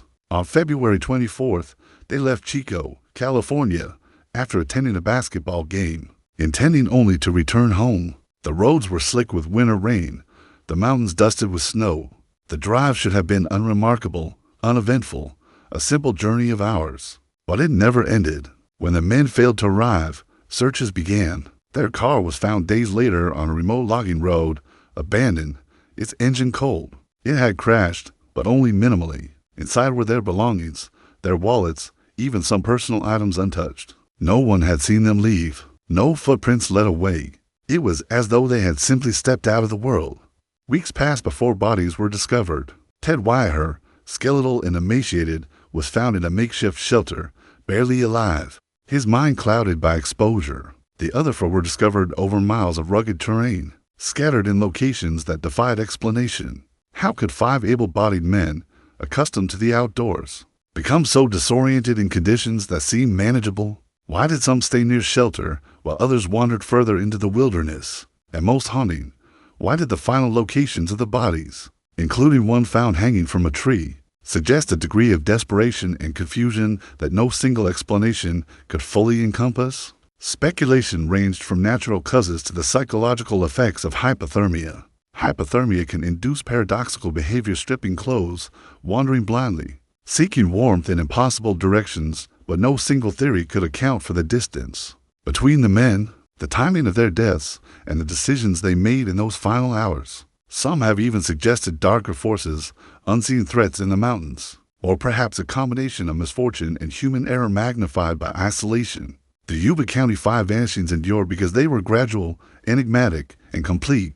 5 lives disrupted not by crime, but by dislocation, exposure, and perhaps the subtle cruelty of nature itself. The mountains remain, patient and indifferent, concealing the precise reasons for each choice, each step into the unknown. Even now, when snow drifts along those logging roads, when wind whistles through the trees, the story lingers, reminding us that disappearance does not always roar, it can whisper, stretch, and finally claim lives without ever revealing its reasons. leaving only questions that grow colder with each passing year. The deserts of northern Mexico stretch like an open wound, a landscape of sand, stone, and heat so relentless it erases the ordinary distinctions between life and death.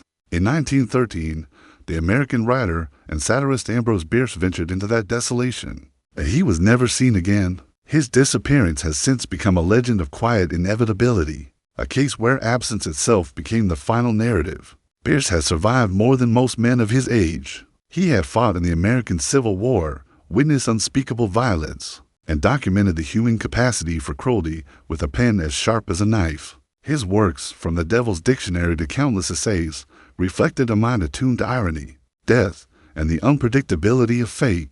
By the time he left the United States for Mexico, Bierce was 58, a man accustomed to observing mortality but still seeking adventure, or perhaps closure, in the chaos of the world. The Mexican Revolution was raging. Guerrilla bands moved through towns and deserts, governments rose and fell with violent rapidity, and the land itself seemed untamed by law or reason. Bierce arrived in Chihuahua, carrying letters and instructions, planning to witness the turmoil, perhaps to chronicle it, perhaps to meet his end on his own terms. Witnesses reported seeing him conversing with revolutionary leaders, calm, deliberate, and composed, as though fate itself were negotiable. And then he disappeared. No letters returned. No messages were sent. Friends waited in vain, expecting correspondence that would never arrive. The last credible sighting placed him at the town of Ojinaga, where he was reported to have left for the front lines with a revolutionary unit. After that, silence. There were rumors he had been executed by firing squad, beheaded, or taken hostage and killed quietly. Others whispered that he had disappeared into the desert, choosing to walk into the void rather than the chaos of human cruelty. None could be confirmed. Bierce's disappearance is profound because it reflects the man himself, deliberate, ironic, and attuned to the subtle poetry of mortality. He did not vanish amidst chaos, but in a way that mirrored his worldview where death was an intimate companion, and the ultimate mystery was both inevitable and unsolvable. Today, the deserts of northern Mexico remain vast, empty, and watchful. Travelers sense the past lingering in the heat and wind. The stories of men who crossed into silence and never returned. Ambrose Bierce exists there, somewhere between legend and fact, a figure whose absence is as eloquent as any writing, a reminder that some disappearances are deliberate, chosen, and eternal. Even now, when the wind sweeps the sand and bends the sparse vegetation, one can imagine Bierce walking into the horizon, leaving nothing behind but questions, and the quiet knowledge that he understood the impermanence of life better than anyone who ever sought to explain it. The night of December 24, 1945, was meant to be ordinary Christmas lights twinkling against the Appalachian snow. The Sauter family gathered for celebration, warmth spilling from hearth and home. But in Fayetteville, West Virginia, ordinary dissolved into nightmare. A fire consumed the Sauter house, taking not just walls and beams, but, it seemed, 5 of the family's children: Louis, Maurice, Marion, Betty, and Jana, who vanished without a trace. George and Jenny Sauter, frantic, escaped with 5 of their children, only to find the remaining 5 gone, swallowed by flames or removed by unknown hands. The house itself was left in ruins, yet investigators were puzzled. No remains were ever found. No bones, no ashes sufficient to identify human life. The blaze had been intense, yet, as George would later insist, no fire burned so completely as to erase every trace. Even fire respects some record of what passes through it. The disappearance deepened as peculiarities emerged. The phone had been tampered with, a ladder missing. The truck failed to start. Reports surfaced from neighbors, lights moving in strange patterns near the house. Unaccountable shadows. Weeks later, the family received photographs of young people resembling the missing children, accompanied by cryptic letters with numbers and initials that defied interpretation. Some messages implied survival, yet offered no way to confirm their identities or locate the children. Rumors persisted. The children had been kidnapped for ransom, abducted by enemies of George's family, spirited away by organized crime, or somehow spirited into anonymity by someone intent on erasing their existence. Yet no evidence ever confirmed these theories. Each clue dissolved into ambiguity, each lead stretching outward like a road that never meets the horizon. The Sauter case is a study in absence, 5 young lives removed in a single night, leaving behind only ash, unanswered questions, and the unbearable weight of not knowing. George and Jenny never abandoned hope, erecting billboards along highways, pleading for information, their grief stretching across decades. Visitors to the site report an enduring sense of unease, as though the mountains themselves remember. The children, silently, insistently, holding their secret in the snow and wind. The tragedy endures because it is not merely a fire, but a disappearance without resolution. 5 children erased, yet not explained. The night claimed them, yet left no trace. A stark reminder that absence can be deliberate, thorough, and eternal, and that some mysteries are built not on what we see, but on what refuses to be revealed.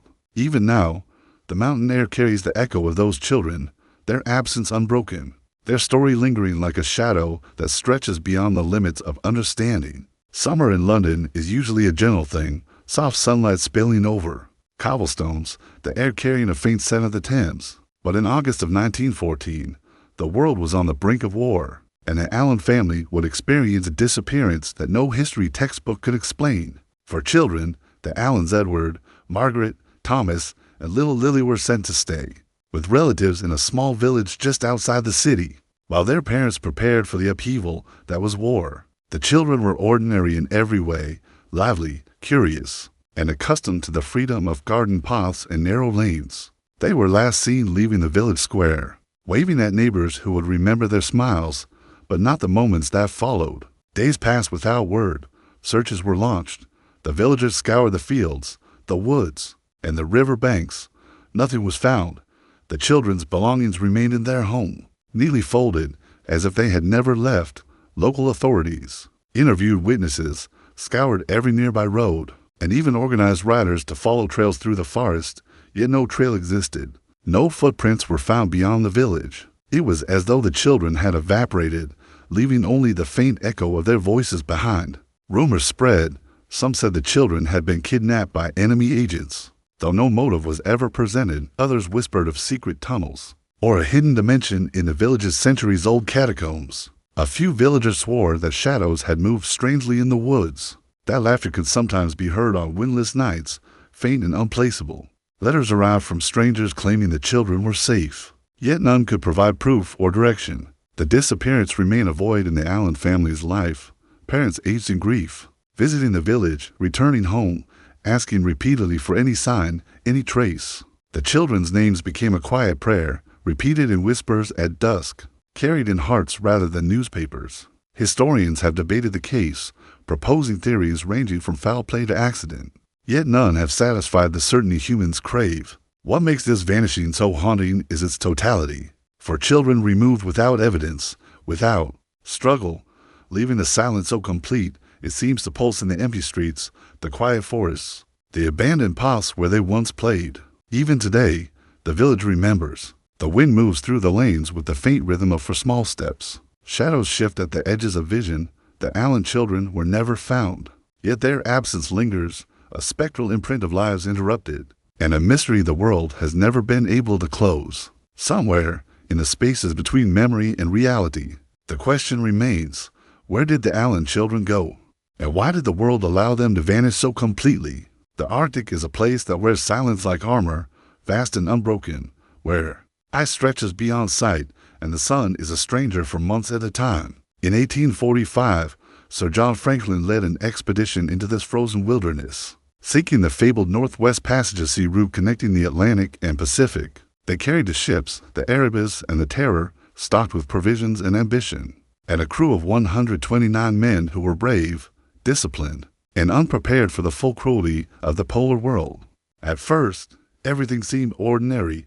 The ships moved steadily through icy waters, their hulls breaking frozen seas with determination and purpose.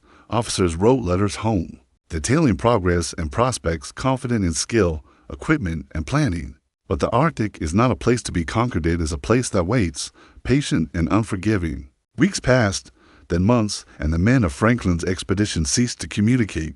Nothing returned to England. Silence stretched across the seas like a frozen shroud. When search parties were sent, the truth began to surface in fragments, abandoned camps, sledges left behind, graves hastily dug in ice and snow. Some bodies were found years later, emaciated and showing signs of disease, starvation, even cannibalism. desperate attempt to survive the relentless void. Yet the ships themselves vanished for over a century, swallowed by ice and obscurity. When they were finally discovered in the 21st century, the wrecks lay eerily preserved. Encased in ice, a frozen testament to ambition halted. The disappearance was total. The men did not simply die, they were erased from the world they sought to map. Their fate was pieced together only through shards of journals, skeletal remains, and the whispers of innate oral histories. The Arctic had claimed not just lives, but certainty, leaving only evidence open to interpretation, mystery, and legend. Franklin's expedition endures in memory as both a triumph and a warning. Courage met the ultimate silence, ambition met the infinite cold, and the Arctic kept its secrets. Patient and immutable, even today, ice drifts across the Northwest Passage, as if carrying the men away, a slow, deliberate erasure. Their disappearance reminds us that some places are sovereign unto themselves, and that human will, no matter how disciplined or noble, may vanish without trace before the vast patience of nature. The question lingers, did Franklin and his men ever understand the full cost of venturing into that frozen emptiness? Or did the Arctic simply fold them into itself, leaving only absence to tell the story? The wind carries secrets along the Carolina coast, through marshes and dunes, whispering of lives that once were, but are no longer. Among these whispers is the story of a colony that vanished, leaving behind only a single word etched into wood, a word that has haunted history for more than 4 centuries. In 1587, over 100 men, women, and children arrived on Roanoke Island, off the coast of what is now North Carolina. They came seeking a new beginning, a foothold for England in the New World, bringing hope, supplies, and families ready to root themselves in foreign soil. John White, their governor, watched over them, noting the daily rhythms of life, the planting of crops, the laughter of children, and the fragile optimism that clung to every structure and garden. But the New World is a place that bends to its own rules. Forests stretch thicker than any map can show, rivers shift beneath the weight of tides, and the land itself is neither kind nor forgiving. To those who underestimate it, within weeks, supplies began to dwindle. Tensions with neighboring tribes grew subtle and sharp, every glance potentially a warning, every absence a threat, and then, as if the colony had been a candle struck by a sudden draft, John White was forced to return to England for reinforcements. He promised to return quickly. The sea, however, does not keep promises. 3 years later, in 1590, White finally returned. What he found was not ruin but emptiness. Houses had been dismantled, not burned. Gardens had grown wild, unclaimed. The fields bore no evidence of human toil, and carved into a palisade post, a single word, Croatoan, on a nearby tree. Partial letters appeared, unfinished or interrupted. There were no bodies, no signs of struggle, no footprints leading away. Only absence, profound and absolute. Historians have debated endlessly. Perhaps the colonists integrated with local tribes, their language and identity slowly dissolving into new communities. Perhaps they succumbed to disease or starvation, leaving no evidence behind. Some whisper of supernatural intervention, of a land that swallowed them whole. Yet none of these theories provides the haunting clarity the event demands. The true vanishing is not merely the disappearance of people, it is the disappearance of certainty. Roanoke reminds us that absence can be total, deliberate, and absolute. A place once alive with human endeavor can be erased, leaving only questions, conjectures, and a single haunting word carved into wood. The colony is gone, yet it persists, suspended in memory and mystery, waiting for an answer that may never come.